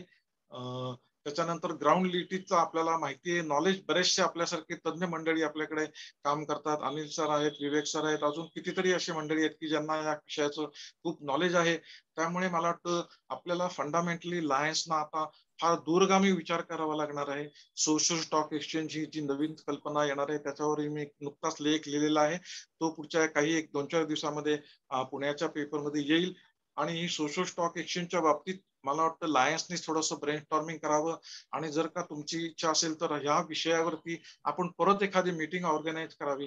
आणि त्यासाठी लायन्सने काय करायला पाहिजे, डिस्ट्रिक्ट लेवलला वेगळ्या प्रकारे एक यंत्रणा उभी करायला पाहिजे. पुढच्या 1-2 ते 3 वर्षामध्ये ही सोशल स्टॉक एक्सचेंज येणार आहे भारतामध्ये. आणि आय थिंक जगामध्ये खरं हे 7 देशांमध्ये आहे, परंतु 3 देशांमध्ये ते व्यवस्थित चालू आहे. भारत हा पहिला असा एकमेव देश आहे की जिथे मला खात्री आहे ते सक्सेसफुल होईल. आणि लायन्स सारख्या संस्थांच्या द्वारा आपण फार मोठी उंची गाठू शकतो. आणि आपल्याकडे ज्या समाजाच्या गरजा आहेत बहुतांशी आपण या सोशल स्टॉक एक्सचेंजच्या माध्यमातून फार गतिमान होईल आपल्याकडे सोशल मुवमेंट इंडियामध्ये, याची मला खात्री आहे. त्यामुळे ही लायन्सनी फार मोठी अपॉर्च्युनिटी घ्यावी असं मला वाटतंय. यामध्ये काही मला जे मुद्दे वाटले योग्य ते मी आपल्या समोर आता मांडलेले आहेत. लायन्स क्लबने डिस्ट्रिक्ट लेवलला याचा फार मोठा सिरियसली विचार करावा. मोठ्या अनुभवी लोकांची एखादी टीम उभी करून सोशल स्टॉक एक्सचेंजचा सुद्धा आपण फायदा घ्यावा. अजूनही वेळ आहे आपल्याला, अजून 1-2 वर्ष आहेत त्याला. त्याच्या तत्पूर्वी आपण रेडी असणं याची आवश्यकता आहे. CSR1 विवेक सरांनी त्याचा आता उल्लेख केलेला, तो सुद्धा आपल्याकडे आहे का नाही मला माहिती नसेल तर आपण तो करावा. सेक्शन 8 आहे, ट्रस्ट आहे, अशा बऱ्याच काही लिगल गोष्टी कम्प्लायन्स ज्या आहेत त्या आपण कराव्या. हे पण मी तुम्हाला एक सजेशन करतो. पुढची नेक्स्ट स्लाइड. हे लायन्सनी मला असं वाटतं, if I would have in your shoes, हे आपल्याला आता करणं फार मोठं गरजेचं आहे.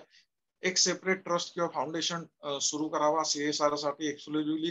वेगवेगळ्या सगळ्या क्लबनी एकत्र येऊन प्रत्येक क्लबचा एखादा प्रतिनिधी घेऊन एक CSR सेल, मला वाटतं अनिल मंद्रापूरकर सर आता ते करतच आहेत. तुम्ही थोडंसं लायन्सचं प्रमोशन करायला पाहिजे पुण्यातल्या कंपन्यांबरोबर आणि तुम्हाला फार फंडिंग मोठ्या प्रमाणात मिळू शकतं. नंतर तुम्हाला एक फार्मर ट्रेनिंग प्रोग्राम सुद्धा तुम्ही ऑर्गनाईज केला, कारण ते सुद्धा मॅन्डेटरी आहे. आणि हे ट्रेनिंगचा जो खर्च आहे, जर एखाद्या कंपन्यांनी तुम्हाला मदत केली ट्रेनिंगसाठी तर ते CSR मध्ये ग्राह्य धरलं जातं. CSRच्या बजेटमध्ये ते इन्क्लुडेड आहे. त्यामुळे CSR ट्रेनिंग हे मॅन्डेटरी जरी असलं तरी त्याला CSR माध्यमातून फंड्स उपलब्ध आहेत. ही तुम्हाला लक्षात घ्या. आणि 5% CSR बजेटच्या मॅन्डेटरी त्यांनी CSR training, capacity building of NGO साठी खर्च करणं हे महत्वाचं आहे. त्यामुळे तुम्हाला एखाद्या कंपन्यांनी हे तुम्हाला ट्रेनिंग सुद्धा स्पॉन्सर करू शकतात आणि त्यांना त्याचं CSR झालाय असं ग्राह्य धरलं जाईल. त्याच्यानंतर एखादी तुम्हाला CSR टीम, एखादी सेक्शन 8 कंपनी, मला माहित नाही तुमची कॉन्स्टिट्यूशन कशी असेल, परंतु त्याचाही तुम्ही विचार करा. एखादा वेगळे फुल टाइम ट्रेंड एक्सपिरियन्स्ड तुमच्याकडे मॅन पॉवर स्टाफ तुम्ही फुल्ली पेड जरी अपॉइंट केला तरी सुद्धा मला वाटतं ते योग्य ठरेल. पुणे आणि मुंबई मधल्या जवळपासच्या सर्व कंपन्यांना तुम्ही अप्रोच होऊ शकता. एखादा इव्हेंट तुम्ही ऑर्गनाईज करू शकता किंवा त्या कंपन्यांना इन्व्हाइट करून CSR एखादं एक्झिबिशन ऑर्गनाईज करू शकता की जिथे CSR चे कंपन्यांचे प्रतिनिधी येऊन तुम्हाला भेट देऊ शकतात.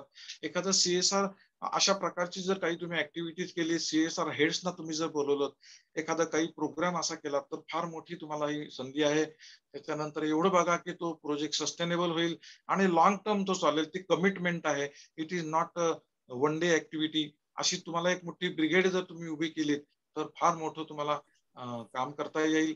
फक्त CSRच्या गाईडलाईन्स मात्र स्ट्रिक्टली फॉलो करा. And I think sky is the limit for Lion Club to scale up the operations and do lots of projects under CSR. So do it right away. Better late than never. असं माझा एक तुम्हाला एक थोडासा एक प्रेमाचा advice आहे. तुम्ही आता ताबडतोब हे काम सुरू करा. फार मोठा स्केल तुम्ही करू शकाल याची मला खात्री आहे. पुढे नेक्स्ट. लायन्स क्लबच्या ह्या ज्या काही स्ट्रेंथ्स आहेत, which I understand, independent trust आणि FCRA अकाउंट तुमच्याकडे असेल. त्याच्यानंतर तुम्ही अनेक प्रकल्प केलेले आहेत यशस्वी. तुमच्याकडे डेडिकेटेड टीम आहे, लायन मेंबर्स आहेत, लीडरशिप आहे तुमच्याकडे, विवेक सर आहेत, अनिल सर आहेत. तुमच्याकडे चांगली विजनरी डायनामिक लीडरशिप आहे, कमिटेड लोक आहेत. डॉक्युमेंटेशन आणि हा एक पार्ट जो आहे तेवढं तुम्हाला थोडासा मॅचिंग ग्रँट त्या प्रकल्पात अनुभव आहे. पण CSRचा जो मॅचिंग ग्रँट आहे, CSRचे जे प्रकल्प आहेत त्याला फार स्ट्रिक्ट तुम्हाला डॉक्युमेंटेशन करावं लागतं. त्यासाठी तुम्हाला थोडंसं फॉर्मल त्याचं नॉलेज असणं हे तुम्हाला फार गरजेचं आहे. त्याच्यानंतर तुम्ही CSR प्रकल्प आयडेंटिफाय करा, तुमच्या वेबसाईटवर टाका आणि तुम्ही ती प्रमोट करा. लोक तुम्हाला अप्रोच करतील आणि जेव्हा सोशल स्टॉक एक्सचेंज येईल त्यावेळेला तुम्हाला तुमचे स्वतःचे प्रोजेक्ट तुम्ही लिस्ट करू शकता आणि कंपन्या तुम्हाला स्वतःहून व्हॉलंटरली पैसे भारतातनं येतील. पैसे तुम्हाला वेगवेगळे, तुम्हाला सुद्धा जायची कदाचित गरज लागणार नाही. सोशल स्टॉक एक्सचेंज हे फार मोठं एक विक्रमी स्टेप आहे. That will be landmark in India आणि सोशल डेव्हलपमेंट मध्ये फार मोठी संधी पुढच्या 4 वर्षामध्ये येणार आहे. त्यामुळे लायन्सने त्यासाठी आता पासूनच तयारी करावी असं माझं परत एक सभा आपल्याला अपील आहे. तर याच्यासाठी पुढचे लेक्स, what lions club can do now. Identify good projects right away, approach corporate sector for funding, train the team of CSR for project implementation, create a separate website if you can for CSR projects, maybe take one day or 1.5 day program for CSR orientation for district leaders, and I can volunteer this project for you. And then because this training is also mandatory, म्हणून तुम्हाला जी एखादी company तुम्हाला जर का पैसे देणार असेल तर तुमच्याकडे लायनची टीम ट्रेंड आहे का नाही आणि तुमच्याकडे काही फॉर्मल तसं काही डॉक्युमेंटेशन आहे का नाही हे तुम्हाला विचारलं जाईल. तर हा प्रकारचा जर का तुम्ही प्रोग्राम करू इच्छित असाल तर मी तुम्हाला स्वतःला हेल्प करू शकतो. हा 1 डे प्रोग्राम मी सर्टिफाईड आहे, त्यामुळे तुम्हाला IICA सर्टिफिकेट मी तुम्हाला देऊ शकतो. आपण हा व्हर्च्युअल पेक्षा फेस टू फेस जर करू शकलो तर मला वाटतं that will be really great. I think district can look at this. Now I think I formally complete. Actually याच्यावर खूप विवेचन किंवा चर्चा करण्यासारखे अनेक मुद्दे आहेत, परंतु आपल्याला वेळेची मर्यादा आहे. त्यामुळे फॉर्मल जे काही प्रेझेंटेशन मी जे तयार केलेलं होतं ते मी आत्ता इथे थांबतो. तुम्हाला जर का काही प्रश्न असतील तर तुम्ही मला विचारू शकता. And I thank you very much for patient hearing given by all of you, and I'll be glad if I can support Lions Club and the Lion District in any way in scaling up the CSR activities at the district level or at any level wherever you wish. So I wish you all the best and God bless you all. Thank you so much. Dhanyawad sir. Only request is that the question answer will take at the end, because Sure. Molestations are there. We'll finish that, and at Right. the end we'll take the questions. Okay, thank you. Yes, so thank you doctor Anil Dhaneshwar sir. खूप मोलाचं मार्गदर्शन तुम्ही आज इथं केलं आणि कशा पद्धतीने संधी लायन्स क्लबला आहे या CSR ऍक्टिव्हिटी इम्प्लिमेंटेशन करण्यासाठी तुम्ही एक सांगितलं की स्काय इज नॉट लिमिट. खरंच आकाश एवढं प्रचंड आहे की जेवढी झेप आपण घेऊ तेवढं. हॅलो, आपण जेवढी झेप घेऊ तेवढी झेप आपल्याला कमी पडेल ती. एक्झॅक्टली. छान मार्गदर्शन मिळालं, तुमचे खूप खूप आभार. त्यानंतर पुढं आमचे ट्रस्टचे CSR टीमचे मेंबर सदस्य लायन CA राम भावरे यांना मी विनंती करेल की त्यांनी ट्रस्ट फॉर्मेशन या विषयावर त्यांचं इनपुट मांडावं. CA lion Ramesh Dawre. Okay, धन्यवाद मयूर. आवाज येतो माझा? Yes yes sir. Okay. Already Abhyankar sir आणि अनिल धानेश्वर डॉक्टर यांनी बऱ्यापैकी माहिती दिलेली आहे. आता मी माझ्या क्लबचं ट्रस्ट रजिस्ट्रेशन 12A आणि ATG ऑलरेडी केलेलं आहे, लायन्स क्लब ऑफ नाशिक स्टारचं. तर त्याचे थोडेसे इनपुट मी शेअर करतो. आणि या अगोदर पण corporate social responsibility Abhyankar sir आणि डॉक्टर अनिल सरांनी बऱ्यापैकी सांगितलं आहे की कंपनी ऍक्ट 2013 नुसार जी कंपनी आहे जिची नेटवर्थ 500 कोटीच्या वर आहे, अॅन्युअल टर्नओव्हर 1000 कोटीच्या वर आहे आणि प्रॉफिट 5 कोटीच्या वर आहे, और आहे ते म्हणजे एखादी कंपनी जर 5 कोटीच्या वर प्रॉफिट कमवत असेल तर तिला 2% CSR वरती खर्च करणं कंपल्सरी आहे. जरी तिचा टर्नओव्हर किंवा नेटवर्थ कमी असली तरी प्रॉफिट हा 5 कोटीच्या वरती असणं गरजेचं आहे. तर हे ऑलरेडी डिस्कस केलेलं आहे या मागच्या वक्त्यांनी. नेक्स्ट मयूर.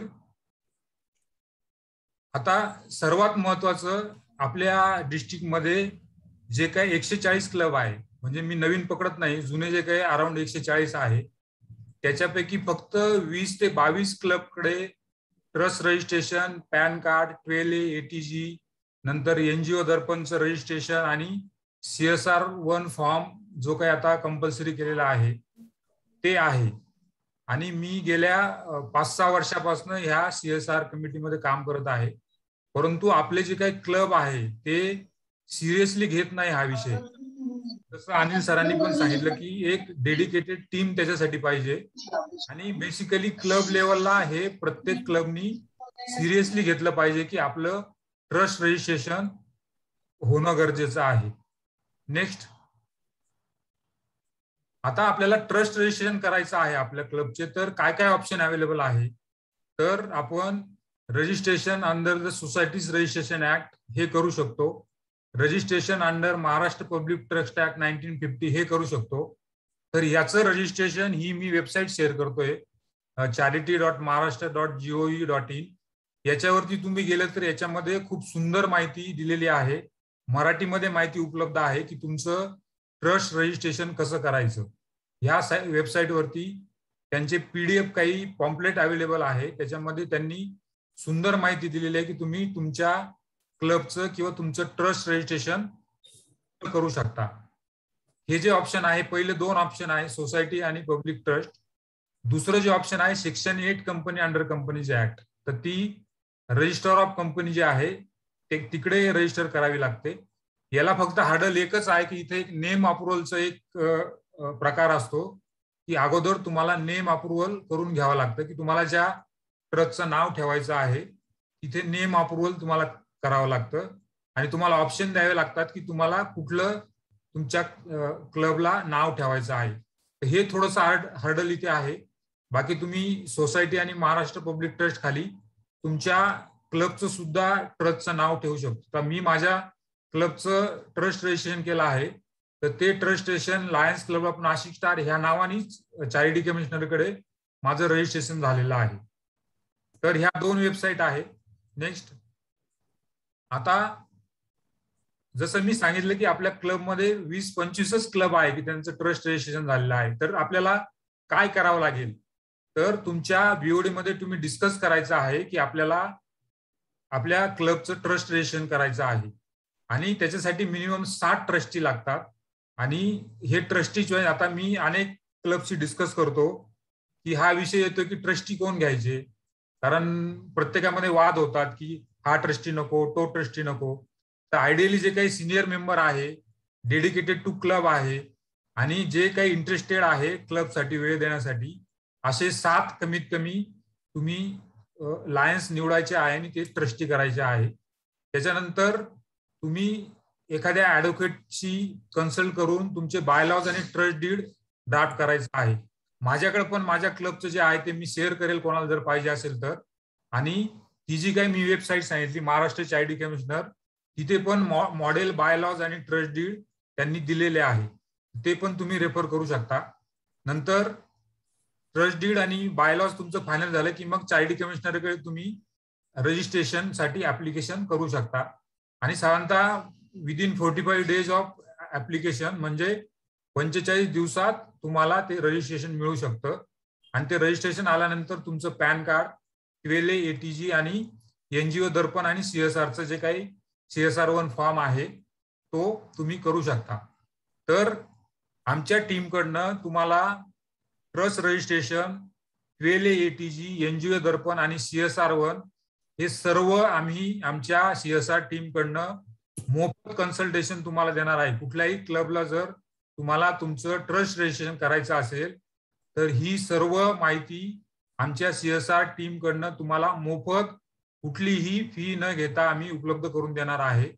तर CSR साठी हे काही जे काही बेसिक रिक्वायरमेंट आहे, जसं तुम्हाला क्वालिफाय व्हायचं असेल कुठे तर काही बेसिक रिक्वायरमेंट असतात, तसं तुम्हाला जसं अनिल सरांनी सांगितलं की खूप मोठ्या अपॉर्च्युनिटी आहे, परंतु तुमच्या क्लबला आधी क्वालिफाय व्हावं लागेल.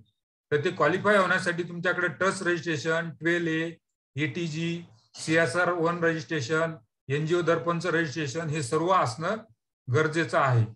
तर आम्ही जी काही CSR टीम आहे आमची 2 पार्ट केलेले आहे. ज्यांचं ऑलरेडी रजिस्ट्रेशन आहे, सगळे जे काही क्वालिफिकेशन आहे त्यांच्यासाठी CSR ला मदत करणं हा एक झाला. आणि दुसरं, ज्यांचं अजून ट्रस्ट रजिस्ट्रेशनच नाही, बेसिक डॉक्युमेंटच नाही, त्यांना हेल्प करणं हा एक पार्ट आहे. तर याच्यामध्ये 90% जो वेळ आहे हा आम्ही जे काही एक्झिस्टिंग क्लब आहे ज्यांच्याकडे काहीच नाही त्यांना हेल्प करण्यासाठी आम्ही हा वेळ देणार आहे. तुम्ही आमच्या CSR टीमला केव्हाही अप्रोच करा, सर्व फ्री कन्सल्टेशन तुम्हाला आमच्या टीमकडनं उपलब्ध होणार आहे. तर हे माझं आहे आजच्या ह्याच्यात. कुणाला काही क्वेश्चन असेल तर विचारा. धन्यवाद लायन CA राम धावरे सर. प्रश्न उत्तर आपण शेवटच्या सत्रात घेऊ, जेणेकरून एकत्र सगळ्यांचे प्रश्न असतील त्याला आपण आन्सरेबल राहू. मी आता लायन्स क्लबचे काही सक्सेस स्टोरी प्रेझेंट करण्यासाठी आमचे लायन डॉक्टर प्रसाद खंडागळे यांना विनंती करेल की त्यांनी आपल्या लायन्स क्लबच्या माध्यमातून CSR फंडिंगने जे काही आपण सक्सेस प्रोजेक्ट केले त्याविषयी त्यांनी सर्वांना माहिती द्यावी. धन्यवाद लायन बागुल सर. या ठिकाणी आता मान्यवरांनी जे सांगितलं ते खूप उत्तम प्रकारे लायन्स क्लबचे जे काही आता मेंबर्स आहेत, प्रेसिडेंट्स असतील किंवा कॅबिनेटचे किंवा इव्हन रिजनल लेवलचे लोक आहेत, एकच महत्वाचं सांगतो की कायदा हा 1 एप्रिल 2000 आत्ताच्या 21 पासून बदललेला आहे आणि सरांनी आता सांगितलं गव्हर्नमेंट खूप स्ट्रिक्ट झालंय आणि त्याच्यामध्ये सगळ्यात महत्वाची गोष्ट म्हणजे 100% फंड हा तुमच्या त्या जो काही प्रोजेक्ट घेता त्याच्यावरच बजेटरी झाला पाहिजे किंवा तेच काम झालं पाहिजे. उदाहरणार्थ टॉयलेट घेतली तर उद्या टॉयलेट बसवण्यापासून ते टॉयलेट उभारण्यापर्यंत, पण टॉयलेटचं ट्रान्सपोर्ट आहे किंवा आणखीन कुठले वेगवेगळे विषय असतात किंवा तुमचे लोक विमानाने कुठेतरी चेन्नईला टॉयलेट दिले तर विमानाचा खर्च दाखवतात, तर हे सगळं चालत नाहीये. त्याच्यावर फार फार मोठं ऑडिटिंग क्रायसिस आता झाल्या होत्या आणि त्यानंतर पीएम फंडला हजारो कोटी रुपये गव्हर्नमेंटला लोकांना द्यायला लागले. त्याचा पुरावा मी स्वतः आहे. आपल्या पुणे डिस्ट्रिक्ट मध्ये मान्यवर या ठिकाणी 5 डिस्ट्रिक्ट गव्हर्नर बरेचसे आहेत आणि त्यांच्या काळामध्ये वेगवेगळ्या गोष्टी केल्या गेल्या. त्याच्यामध्ये कमिन्स इंडिया असेल किंवा आणखीन इतर अनेक कंपन्या आहेत की ज्यांनी आपल्याला सपोर्ट केला. तर त्याच्यामधला पहिला प्रोजेक्ट आहे तो इको फ्रेंडली कमिन्स इंडियाचा 5 लाख रुपयाचा सपोर्ट जो 110 टॉयलेट ब्लॉक विलेज आरव्ही मध्ये 100% स्वच्छ भारत साठी आपण केला होता आणि याला त्या विलेज आरव्हीला राष्ट्रपतीचा अवॉर्ड मिळाला होता. हे एक success story Pune Kothrud sanitisation and oracle जे आहे त्याच्यामध्ये सुद्धा 12 टॉयलेट ब्लॉक बेलवडे विलेजला आपण केले होते. पुणे सनशाईन आणि फिनोलेक्स या कंपनी मार्फत आरओ प्लांट आता तुलापूरला बसवले. 2.5 लाखाचा सपोर्ट आहे. मी स्वतः ज्या कंपनीत काम करतो मी ऍक्च्युली खरं तर CSR कमिटीचा मेंबर आहे आणि दरवर्षी आतापर्यंत म्हणजे 3.5 कोटीचा फक्त पुणे जिल्ह्यातच फंड आणला. मी भारतातलं सांगत नाही, परंतु खूप मोठं काम आम्ही पुणे लायन्स क्लब सहकार नगर जी रजिस्टर आपली संस्था आहे तर 1,37,00,000 रुपयाचा फंड आणला. पण त्याच्यामध्ये खूप टेक्निकल विषय होतात. याच्यामध्ये लायन्स क्लब सहकार नगरच्या ट्रस्टमध्ये अकाउंटमध्ये पैसे देऊन जे प्रोजेक्ट केले ते महत्वाचे. त्याच्या बरोबरीने कोळविरे गाव जे अडॉप्ट केलं त्याच्यामध्ये 187 टॉयलेट असतील, 35 लाख रुपयाचा सोलार प्रोजेक्ट असेल, तिथली शाळेचे 12 लाख रुपये असतील. एक पूर्ण विलेजच आम्ही बदलून टाकलेलं आहे आणि मला वाटतं त्याच्यासाठी आपले 5 डिस्ट्रिक्ट गव्हर्नर इथे काही काही आता आहेत त्यांनी व्हिजिट पण केलेलं होतं. सारसबाग आहे, डायलिसिस सेंटर सगळ्यांना माहिती आहे.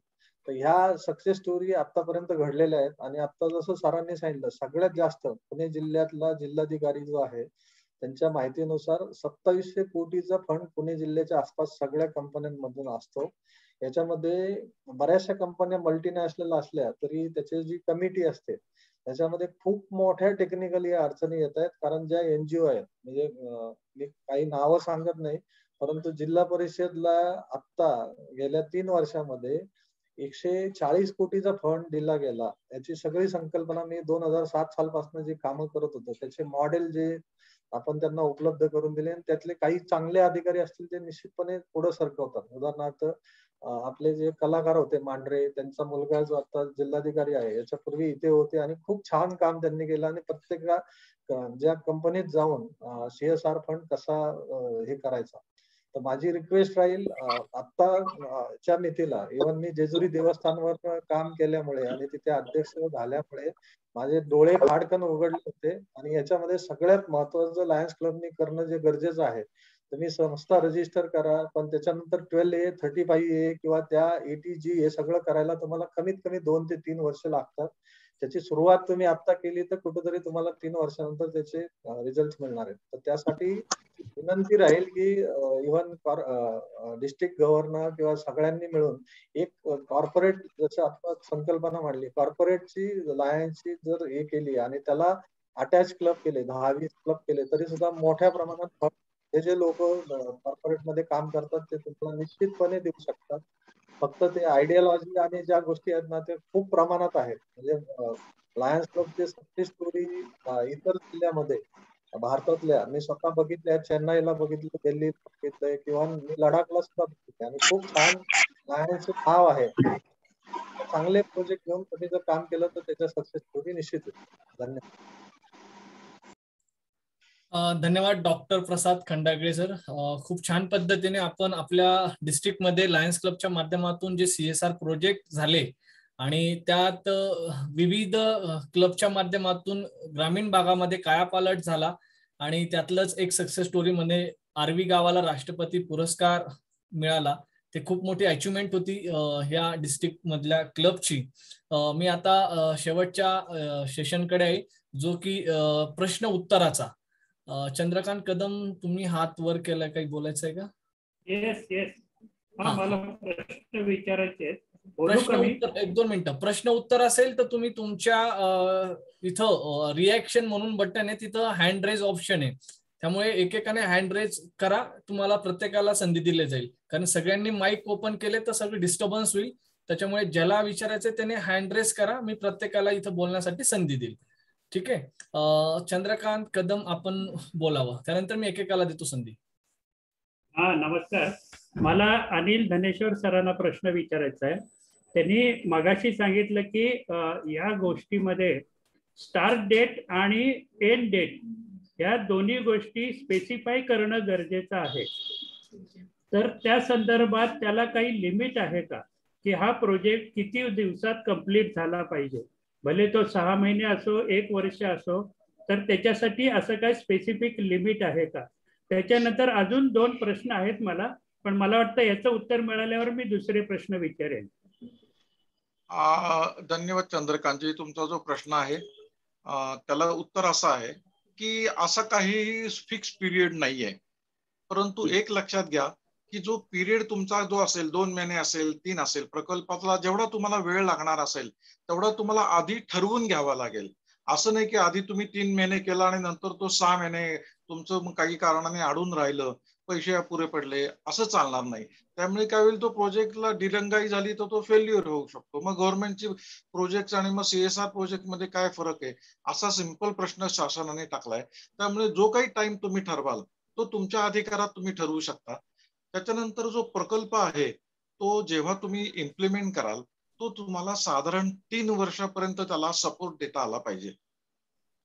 3 वर्ष. त्याच्या आत जर तो बंद पडला तर ती कंपनीची जबाबदारी असते, म्हणजे कंपनीची, म्हणजे लायन क्लबची नाही, परंतु ती कंपनीची जबाबदारी आहे. पण इन अ वे ती तुमची पण जबाबदारी आली, तसं फेल्युअर होऊन चालणार नाही. आणि नंतर तो सस्टेनेबल होण्यासाठी तो तुम्हाला 3 मॅक्सिमम 5 वर्ष तुम्ही त्या प्रकल्पावर काम करू शकता. त्याच्या आत तो तुम्हाला पूर्ण करून त्या समाजाला हँडओव्हर करणं हे कायद्याने बंधनकारक आहे. परंतु एक जनरल थंब रूल म्हणून 3 वर्ष मॅक्सिमम आहे, हे लक्षात घ्या. सुरुवात आणि शेवट करायला तुम्हाला 3 वर्षापेक्षा जास्त वेळ नसतो. जेवढा कमी तेवढा चांगला. फार मोठा प्रकल्प असेल, समजा तुम्ही एखाद्या गावामध्ये संपूर्ण विलेज डेव्हलप करायचा प्रोजेक्ट घेतलाय की जिथे 50 कोटीचं बजेट आहे, मग त्याला तुम्हाला 2-3 वर्ष लागू शकतात. मग रस्ते आले, टॉयलेट आले, शाळा बांधा, अनेक आहेत अशा योजना. तुम्ही सॅनिटेशनची यंत्रणा असेल किंवा असे काही लॉंग टर्म प्रकल्प असतात, तर तुम्हाला मॅक्सिमम 3 वर्ष आणि नंतर तो समाजाला हस्तांतरण करणं आणि तो चालेल एवढं बघणं याची गरज आहे तुम्हाला. याच्यात कदम सर एक महत्वाची माहिती देतो, त्याच्यात एक महत्वाची माहिती देतो जो अनुभव आला आहे.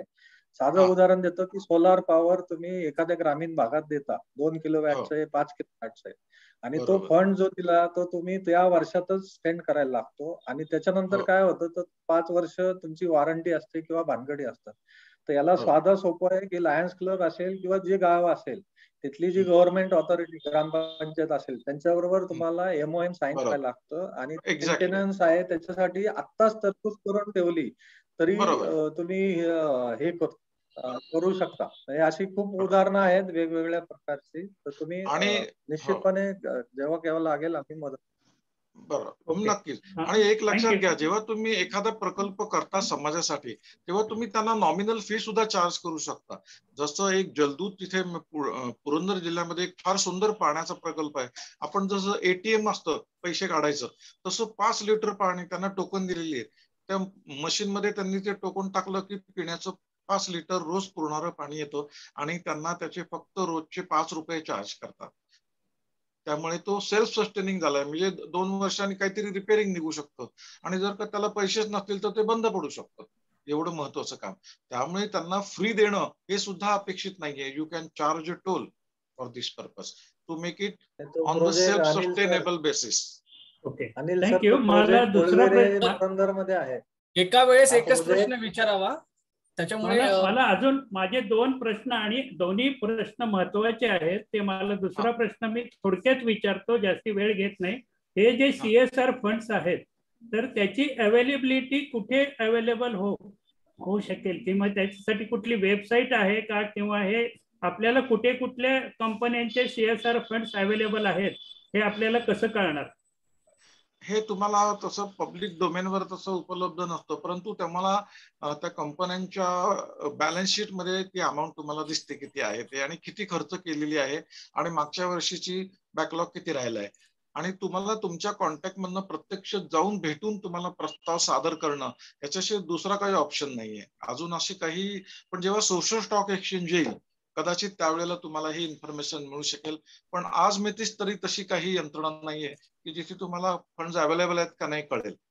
त्यामुळे तुम्हाला स्वतः जाऊन भेट. प्रश्न ओके, माझा तिसरा प्रश्न असा आहे की आपण जे प्रोजेक्ट सबमिट करू तर त्याची व्हायबिलिटी किंवा त्याचं जे अप्रुव्हल आहे ते इंडिव्हिज्युअल कंपनी बघते की त्याच्यासाठी कुठली वेगळी एजन्सी आहे?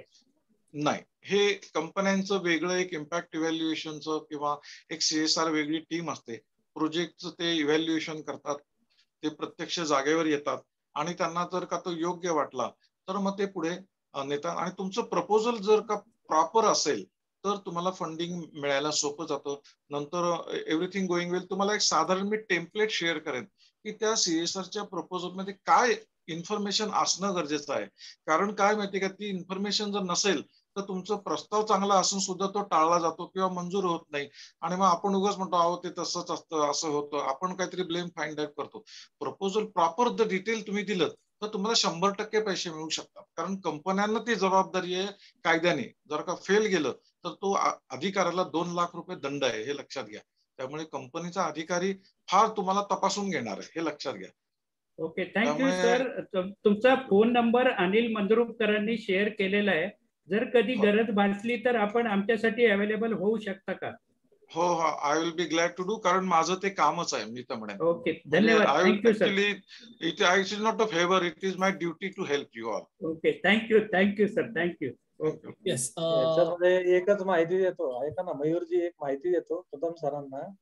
पुणे, नगर, नाशिक जिल्ह्यात आपण काम करतो. या तिन्ही जिल्हाधिकाऱ्यांच्या ते जे उपजिल्हाधिकारी आहेत यांच्याकडे या CSR देणाऱ्या कंपन्यांची यादी अवेलेबल आहे. मी प्रयत्न करतो घेण्याची. आणि हा जो फंड आहे पुणे जिल्ह्यातलाच, फक्त पुणे जिल्ह्यातला म्हणला तर हा 1200 कोटीच्या वरचा आहे. एवढ्या NGO इथे आहेत आणि त्यांनी आता बऱ्यापैकी ज्या दुष्काळात किंवा बऱ्याच ठिकाणी कामं जी केली ना, त्यामुळे ते माहिती झालेलं. धन्यवाद. येस, आता जी प्रश्न झाले ती प्रश्न पुन्हा विचारले जाणार नाही अशी मी अपेक्षा व्यक्त करतो. वसंत कुमार गुजर. नमस्कार, मी ऑडिबल सर? येस. मला फक्त एक अनिल सरांना एक प्रश्न विचारायचा आहे की जसं CSRचा जो काही प्रोजेक्ट आहे त्याच्यामध्ये क्लबच्या ट्रस्टचं काही कॉन्ट्रीब्युशन असतं का? म्हणजे समजा एखाद्याचा 100 कोटीचा एखादा तो प्रोजेक्ट असेल किंवा एक 20 कोटीचा प्रोजेक्ट आहे, तर ट्रस्टचं काही स्वतःचं असं काही कॉन्ट्रीब्युशन त्याच्यामध्ये असावं लागतं का? नाही, असं कायद्याने कुठलंही बंधनकारक नाहीये. 100% फंडिंग तुम्हाला कंपनी देते. त्यामुळे 100% फंडिंग. हो, आणि फक्त ते तुम्हाला तुमच्या प्रोग्रेस जसा होईल तसे तसे ते रिलीज केले जातात पैसे. मग त्याचं विजिट असते. हा, नाही, बोला कम्प्लीट करा. हा, तर ते तुम्हाला स्टेजेस मध्ये पैसे देतात आणि ते पूर्ण झाल्यानंतर पहिली स्टेज पूर्ण झाली की मग व्हिजिट असते. मग माझ्यासारखा व्यक्ती किंवा कंपनीचा अधिकारी येतो, काम पूर्ण झालंय बघून पुढचं इन्स्टॉलमेंट मग तुम्हाला दिलं जातं. तुम्हाला अशा प्रकारे ते केलं जातं. तुम्हाला तुमचे पैसे तुम्ही टाकू शकता, यू आर ऑलवेज वेलकम. पण तसं काही गरज नाहीये. 100% तुम्हाला कंपनी देऊ शकते आणि देते. जसं आमच्या लायन्स क्लब इंटरनॅशनलचं LCI म्हणून आहे, लायन्स क्लब इंटरनॅशनल फंड म्हणून. जसं एखाद्या क्लबचा परमनंट प्रोजेक्ट जर काही करायचा असेल तर आम्हाला LCI आमचं काहीतरी आम्हाला त्यांचं कॉन्ट्रीब्युशन हे दाखवावं लागतं. तसं या CSR मध्ये किंवा असं काही कॉन्ट्रीब्युशन त्या क्लबचं किंवा ट्रस्टचं नसलं तरी चालेल, 100% CSR मिळतो. हो, 100%. थँक्यू कायद्याने काही बंधन का नाहीये. Thank you. Nice to meet you. नाही व्हेरी सर, अनिल सर एक प्रश्न होता याच्यात की यांनी आता विजय सरांनी जे विचारलं ना त्याच्यामध्ये समजा 2 कोटी लायन्स क्लब कोणीतरी आता रजिस्टर संस्थांनी मागितलं तर आम्ही कमिटीत काम करतो म्हणून सांगतो की तुमची कॅपॅबिलिटी, जसं बँकेत कर्ज घ्यायला गेलं तर त्याचं बघतात काय बाबा तुमच्याकडे अमुक आहे का तमुक आहे का, तुमचं रजिस्टर संस्था आहे म्हणून तुम्हाला दिले 2 कोटी असं होत नाही. They will see credibility everything. आणि शक्यतो 5 लाखाच्या वर फंड देताना जसं लायन्स क्लब बघतं तसं सगळीकडेच क्रिटिकॅलिटी आहे. म्हणजे त्याच्यावर बरंच काही बोलू शकतात, ही माहिती महत्वाची सांगतो. आणि प्रोजेक्ट प्रपोजल मध्ये म्हणून देताना तुम्हाला ही सर्व सविस्तर माहिती द्यावी लागते त्याच्यासाठी, त्याशिवाय ते होत नाही. त्याचं इव्हॅल्युएशन असतं, बऱ्याच फॉर्मॅलिटीज वेगवेगळ्या आहेत, खूप आहेत. तुम्ही जसं सांगितलं की कुठलाही CSR प्रोजेक्ट हा एका वर्षात काय होत नाही, त्याला साधारणपणे 3-4 वर्ष लागतात. बरोबर. हो. त्याचप्रमाणे काय होतं, लायन्स क्लबची ऑर्गनायझेशन मध्ये तुम्हाला माहितीच आहे की दरवर्षी PST असतात, प्रेसिडेंट सेक्रेटरी ट्रेझर, हे एक वर्षानंतर बदलतात. परंतु ती पुढे एखाद्या प्रेसिडेंटनी ऍक्टिव्हली पुढे नेलेली आहे, पण पुढे ती कुठेतरी परत 2 वर्षांनी ती त्याच्यामध्ये खो झालेला आहे. तर अशा केसेसमध्ये काय करायला पाहिजे? शक्यतो मग असं वाटलं तुम्हाला की आपल्याकडनं लॉंग टर्म होणार नाही तर मग शक्यतो लॉंग टर्म करू नका. तेवढ्या वर्षात पूर्ण होणारे असेच प्रकल्प तुम्ही घेऊ शकता छोटे. थँक्यू. शेवटी काय होईल, तुम्हाला पुढचे प्रेसिडेंट इलेक्ट यांना विश्वासात घेऊन ते तुम्हाला जर का लॉंग टर्म तुम्ही करू शकलात, that will be really great. परंतु काय असतं, प्रत्येक प्रेसिडेंटचे स्वतःचे काही कन्सेप्ट असतात, त्यामुळे ते होईल असं नाही मला वाटत. पण anyway, you are free to do that. Thank you sir. Thank you. Yes. Next, HP Deshmukh. Please unmute yourself. HP Deshmukh. Hello sir. Yes. Please unmute. ठीक है. Anup Deshmukh. Next. Hello. Yes. Sir आवाज ऐकू येतो? Yes. ओके सर, धन्यवाद sir. आपण खूप चांगलं मार्गदर्शन केलं त्याबद्दल सर सुरुवातीला तर आपलं आभार. आम्ही आता 5 वर्ष झालं संस्था चालू करून. मी आता UPSCची तयारी करत होतो. त्यातून एक सोशल अवॉर्डर म्हणून आम्ही सर्व टीमने मिळून 7 जणांनी मिळून संस्था चालू केली 2016 साली. आणि उस्मानाबाद सोलापूर भागामध्ये आम्ही काम केलं भरपूर. पण आज तुमच्या ह्याच्यामुळे आम्हाला एक निर्माण झालं की बाबा आमचं डॉक्युमेंटेशन तयार नव्हतं, ATG वगैरे, ते आम्ही 100% तयार करू. आता मुद्दा असा आहे की आम्ही सर्वजण आता पुण्यामध्ये जॉब करतोय आणि पुण्यामध्ये आपल्याला संस्था आमची उस्मानाबादचं रजिस्ट्रेशन आहे. तर पुण्यामध्ये हस्तांतर म्हणजे ट्रान्सफर करता येते का पुणे चॅरिटी कमिशनरच्या अंडरमध्ये, की जेणेकरून आम्ही इथं चांगलं आउटपुट आमचं देऊ शकू, म्हणजे वेळ देऊन आम्ही करू शकतो इथं. आणि आता जे आमच्या सोबतचे आहेत, काही टाटा सोशल इन्स्टिट्यूटचे आहेत, काही NGO मध्ये काम करून त्यांना सर 20-25 पुरस्कार भेटलेले आहेत सोशल, आणि त्यांना असं एक लॉंग टर्म काम करायचं आम्हाला सर्वांना या सेक्टरमध्ये, डेव्हलपमेंट सेक्टरमध्ये. मग याच्या बाबतीमध्ये आपण मार्गदर्शन करावं. असा लॉंग टर्म प्रकल्प जेव्हा तुम्हाला करायचा असतो तेव्हा कायद्याने असं बंधन आहे की त्या कंपनीला 3 म्हणजे तुमचा जो NGO आहे त्याला 3 वर्षाचं सक्सेसफुल ट्रॅक रेकॉर्ड पाहिजे. हे अतिशय महत्वाचं आहे. त्यामुळे तुम्ही आज NGO फॉर्म केलं, रजिस्ट्रेशन केलं, सेक्शन 8 केलं आणि तुम्हाला जर 3 वर्षाचा अनुभव नसेल सामाजिक प्रकल्पांचा तर तुम्हाला कोणी फंडिंग देणार नाही. त्याच्यानंतर हे महत्वाचं आहे. दुसरी गोष्ट म्हणजे तुम्हाला CSR 1 याच्याशिवाय कोणतीही कंपनी तुम्हाला पैसे देऊ शकत नाही, आणि ते दिले तर ते ग्राह्य धरले जाणार नाही. त्यामुळे तुम्हाला CSR 1 हे सुद्धा तुम्हाला घ्यायला पाहिजे. हे अतिशय महत्वाचं आहे. दुसरी गोष्ट म्हणजे बोला प्रश्न बोला. संस्था ट्रान्सफरच्या बाबतीमध्ये म्हणजे उस्मानाबाद चॅरिटी कमिशनर कडून पुणे चॅरिटी कमिशनर कडे आपण ट्रान्सफर असं काही रूल आहे का, करू शकतो पुण्यामध्ये काम करायचं? हो. याच्यामध्ये बघा, भारतामध्ये प्रकल्प कुठेही करू शकतो आपण. आता काही तसं अडचण नाही. Anywhere in India.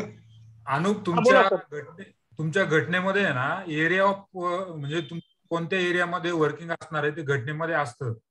ते जर पूर्ण महाराष्ट्र स्टेट असेल तर तुम्ही महाराष्ट्रात कुठेही काम करू शकता. तुमच्या घटनेत काय नमूद केलंय ते तुम्ही बघा, आणि त्याचं समजा तुमचं सोलापूर डिस्ट्रिक्टच असेल तर ते पूर्ण महाराष्ट्र पण चेंज करू शकता तुम्ही. त्याच्यासाठी नाही. Okay sir. Thank you sir. Thanks. Yes. Next, Ajinkya Education. Avinash. हा yes sir, good evening sir. Yes. खूप सुंदर विषय आपण हाताळलेला आहे.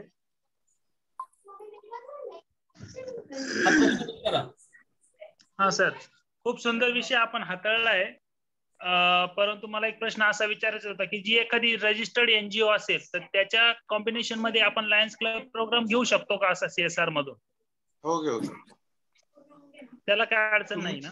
नाही, काही अडचण नाही. फक्त एवढं बघा की तुमचे डॉक्युमेंटेशन हे क्लिअर असेल आणि अप टू डेट असेल, बॅलन्स शीट असेल, ऑडिटेड असेल, तुमचे इन्कम टॅक्स रिटर्न क्लिअर असेल, तुम्हाला ATJ असेल, जे काय असेल ते तुमचे डॉक्युमेंट क्लिअर पाहिजे. आणि सगळ्यात महत्वाचं म्हणजे CSR1 हे नसेल तर तुम्हाला, सगळं असूनही CSR1 नसेल तर तुम्हाला मिळणार नाही. आणि CSR1 हे 1 एप्रिल पासून लागू झालेलं आहे. इथून पुढे तुम्हाला CSR1 शिवाय कोणी फंडिंग नाही करणार. बाकी सगळं असेल तरी सुद्धा हे लक्षात घ्या. हो, पण म्हणजे एक बेसिकली जर एखादी एनजीओ आहे, रजिस्टर्ड आहे, सर्व डॉक्युमेंटेशन क्लिअर आहे आणि कोलॅबोरेशन विथ लायन्स क्लब जर प्रॉपर लोकल ग्रुपने केलं तर होऊ शकतंय ना? करू शकतो. फक्त 3 वर्षाचं ट्रॅक रेकॉर्ड त्यांनी कमीत कमी पाहिजे. Success 3 years. बरोबर. Okay, thank you sir. याच्यामध्ये अजिंक्यजी एक अनुभव असा अनुभव आहे अजिंक्यजी, बऱ्याच वेळा संस्था रजिस्टर असली तुमची तरी तुमच्याकडे सगळे डॉक्युमेंट नसतात. मग अशा वेळी CSR मध्ये एक क्लॉज आहे ज्याच्यामध्ये मॅन पॉवर जे आहे ना, कंपन्यांकडे मॅन पॉवर तरी ती कारखान्यांसाठी किंवा कामासाठी नाही, तर तुम्ही त्यांच्याबरोबर टायअप करताना मॅन पॉवर काम आम्ही करू, खर्च तुम्ही करा असं टायप करून मी स्वतः आता लायन्स क्लब सहकारनगरचे जे प्रोजेक्ट होतात त्यातले 1,37 लाखाचे प्रोजेक्ट तसे केले आणि त्यांच्याबरोबर एक MOM साईन केलं होतं की तर असं काही सॅनिटरी नॅपकिन आहे, नॅपकिन वाटायला थोडीच कंपनीची लोक जाणार, टायप विथ लायन्स क्लब. आणि मग तो जो काही समजा 10 लाख रुपयाचा खर्च तर त्याची जे परचेस व्हॅल्यू आहे ती तुम्हाला सॅनिटरी नॅपकिन दिले जातील, तुम्ही ते डिस्ट्रीब्युट करा, भले एक क्लबने केले काय असं. Yes yes, thank you. Yes, HP Deshmukh next. HP Deshmukh. Hello, हा बोला. हा येत आहे. मी HP देशमुख बीडून बोलतो. युवा ग्राम विकास मंडळ संस्था आहे माझी आणि गेले 35 वर्ष झाले मी ग्रामीण भागात विशेषतः स्पेशली काम करतोय. आम्हाला गेल्या 2-4 वर्षामध्ये सर ही एक अडचण आली, ज्याच्या वेळेस मी CSR कॉन्फरन्स केल्या आणि CSR कडे प्रस्ताव घेऊन गेलो त्यावेळेस CSRचे बरेच प्रतिनिधी असं म्हणतात की तुमचा संस्था चाकणला आहे का, रांजणगावला आहे का, नाशिकला आहे का, पनवेलला आहे का. आता कसं म्हणजे त्यांना कसं समजावून सांगावं हा एक मोठा प्रश्न पडला होता. दुसरं, त्याला जी स्पीड ब्रेक देतात की टाटामध्ये जर एक प्रतिनिधी असेल, पत्नी असेल, तर तो इकडे रिलायन्स मध्ये किंवा बजाज मध्ये नवरा असतो. मग ती दोघं जण काय करतात, दोन्ही CSR हे फक्त पुण्या मुंबईच्या परिसरातच स्टॉप करतात, म्हणजे तिथंच फक्त युटिलाइज प्रयत्न करतात आणि त्या कमिटीला मिसगाईड करतात, CSRच्या कमिटीला, CSR वालेला. हा एक फार मोठा स्पीड ब्रेक म्हणजे आम्हाला ग्रामीण भागासाठी आलेला आहे की ग्रामीण भागात फक्त जर कोविड झाला किंवा दुष्काळ पडला किंवा अतिवृष्टी झाली तरच फंडिंग एक चांगली सेन्सिटिव्ह CSR देऊ शकते, नाहीतर एरी ह्या काही नैसर्गिक संकट नसताना आम्हाला काही सस्टेनेबल चांगलं काम करायचं डेव्हलपमेंटचं, तर त्यावेळेस आम्हाला CSR मिळण्यासाठी खूप मोठी अडचण होते. मी जवळ 5 ते 7 वर्ष मला याचा वाईट अनुभव आला की काय करावं असा प्रश्न पडला. बीड जिल्ह्यासारख्या इंटरियर एरियामध्ये आम्हाला हे सगळं काम उभा करायचंय. आम्ही तर आता कार्यालय पुण्याला करू शकत नाहीत, मुंबईला करू शकत नाहीत, 35 वर्ष या भागात काम करत होतो आम्ही, तर आम्हाला ही एक अडचण आहे. तर काय करावं हे आम्हाला म्हणजे मला ह्याला प्रश्न विचारावा वाटला तुम्हाला. हा जो तुम्ही मुद्दा जो उपस्थित केलेला आहे हा अतिशय महत्वाचा आहे. इनफॅक्ट ह्या मुद्द्यावर मी सविस्तर मिनिस्ट्रीमध्ये सुद्धा लिहिलेलं आहे की खरं जिथे CSR प्रकल्प जास्त मोठ्या प्रमाणात गरज आहे तिथे अजून कंपन्या पोहोचतच नाहीयेत. तुमच्यासारख्या गावांमध्ये किंवा दूर सगळे Pune Mumbai, actually I completely agree with you. It's very sad that the companies are trying to do whatever convenient to them and around there maybe जसं तुम्ही आता म्हणलात तसं बीड, उस्मानाबाद, लातूर किंवा अजून दुर्गम भागामध्ये काम इनऍक्सेसिबल हिली एरियाज, टेरेन एरियाज आणि जिथे अतिशय गरज आहे तिथे CSR पाहिजे तसा अजूनही होत नाहीये. आम्ही रेकमेंडेशन CSR प्रोफेशनल्स मिनिस्ट्री पर्यंत पोहोचवलेले आहे ह्या सगळ्या अडचणी. आणि कदाचित अशा गाईडलाईन्स पुढच्या काही येऊ शकतील की मे बी काही टक्का 20 ते 25% हे तुम्हाला दुर्गामी भागामध्ये, ग्रामीण भागामध्ये किंवा जिथे CSR पोहोचलेला नाहीये आतापर्यंत तिथे तो जाणं गरजेचं आहे. असं कदाचित पुढे काही वर्षांमध्ये मॅन्डेटरी होणार आहे. आणि तुम्ही धीर धरा, अजून थोडे काही दिवस. सोशल स्टॉक एक्सचेंज जेव्हा येईल तेव्हा तुम्हाला तुमच्या मागे लोक लागतील अशी परिस्थिती येणार आहे. त्याच्यासाठी हे सगळं चाललेलं आहे. जिथे गरज आहे तिथे जात नाहीयेत आणि तिथे पैसेही पोचत नाहीयेत. जेव्हा SSC सोशल स्टॉक एक्सचेंज जेव्हा निर्माण होईल तेव्हा बऱ्याचशा गोष्टी याच्यामध्ये प्रश्न तुमचे निघून जातील. परंतु अजूनही मात्र तुम्ही म्हणताय त्याच्यासाठी पूर्ण तुमच्याशी सहमत आहे. आम्ही प्रयत्न करतो आहोत शासनापर्यंत, सेंट्रल गव्हर्नमेंट पर्यंत आम्ही हा मुद्दा उचललेला आहे. परंतु दुर्दैवाने अजून काही झालेलं नाहीये. आणि आय होप की तुम्हाला यश मिळो. याच्याशिवाय आता काही नाहीये परिस्थिती सांगण्यासारखी. बट आपल्याला प्रयत्न चालू ठेवावे लागणार आहेत. पुढच्या काही दिवसात अशा गाईडलाईन्स येण्याची शक्यता नक्की आहे ज्याचा तुम्हाला लाभ होईल. ठीक आहे, थँक्यू सर. याच्यात एक दुरुस्ती याच्यात एक दुरुस्ती आहे की 1 एप्रिलचा जो नवीन कायदा आलाय ना, आपलं पूर्वीचं जे CSR फंड होतो तो त्या एरियात मध्ये, समजा पुण्यातली कंपनी आहे तर पुणे जिल्हा किंवा त्या आसपासच्या इथे करायचे. आता तो कायदा बदललाय. म्हणजे आज तुम्ही लडाखला काम करू शकता. तर बीडचे जे सर आहेत आता, तुमच्या माहितीसाठी सांगतो, दीपस्तंभ नावाची संस्था आहे आणि सकाळमध्ये आव्हान आल्यानंतर आम्ही 30 लाख रुपये यावर्षी त्यांना दिले होते बीडच्या संस्थेला. पुण्यात काम करतो, परंतु असं होऊ शकतात. आता तो क्रायटेरिया बदललाय. हो. तर हा प्रश्न तुम्ही जो उपस्थित केलाय त्याच्याशी मी पूर्ण सहमत आहे आणि I hope things will improve in the near future. Thank you sir. Thank you. वेळेचा विचार करता आपण आता फक्त हे 3 हँड रेज केले त्यांनाच आपण प्राधान्य देणार आहोत, कारण वेळ संपण्यात आलेली आहे. कुठे अभिषेक, थोडक्यात आपण विचारा. नमस्कार, मी प्रल्हाद कुटे, सरस्वती सेवाभावी संस्था बीड वरनं बोलतोय. गेले 20 वर्ष सामाजिक कार्यामध्ये आम्ही आहोत. माझा प्रश्न एकच आहे की महाराष्ट्रामध्ये विविध अशा काही संस्था आहेत ज्या क्रेडिबिलिटी सर्टिफिकेट देतात. मग काही मोफत देतात तर काही फीस भरून देतात. आणि त्यांचं असं म्हणणं आहे की आम्ही काही CSR आमच्याकडे येतात, चांगल्या NGO आहेत का म्हणून, आणि त्यावेळेला आम्ही रिकमेंड करतो. तर याच्यामध्ये कितपत सत्य आहे हे जाणून मला घ्यायचं आहे. धन्यवाद. माझ्या माहितीत तरी अशी काहीही यंत्रणा नाहीये. कोणी तुम्हाला जर असं सांगत असेल तर ते कदाचित तुम्ही तपासून बघा. अशी कुठलीही सर्टिफाईंग एजन्सी नाहीये. तुमचे डॉक्युमेंट्स हेच तुमचं सर्टिफिकेट आहे. ते जर असेल तर तुम्हाला कोणाकडेही सर्टिफिकेट मागण्याची गरज नाहीये. हा, एक मात्र आहे, ते जर तुमच्याकडे व्हॉलंटरीली मदत करत असतील तर ठीक आहे. जर का तुम्हाला पैसे मागत असतील तर तुम्ही विचार करा. कारण देर इज अ पॉसिबिलिटी की ते तुमच्याकडनं केवळ पैसे काढण्याच्या हेतूने सुद्धा तुम्हाला असं काहीतरी भूल थापा देऊ शकतात. तर त्याच्यापूर्वी तुम्ही विचार करा. मदत करत असतील व्हॉलंटरी तर यू शुड ऍक्सेप्ट इट. परंतु त्याच्या पोटी जर का काही पैसे घेत असतील then you have to think of this. Thank you sir.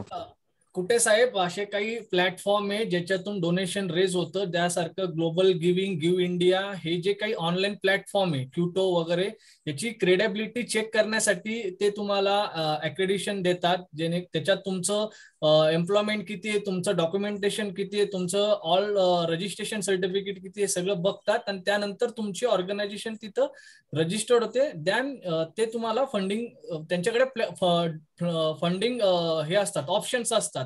त्या ऑप्शन नुसार तुम्हाला ते फंड डिस्बर्स केले जातात. सो हे सगळ्या गोष्टी ते क्रेडिबिलिटी चेक करतात ऑर्गनायझेशनची. दॅन ते तुम्हाला सर्टिफाईड इश्यू करतात. तो हे असं ऑप्शन आहेत मार्केटमध्ये जे की ऑलरेडी सुरू आहेत.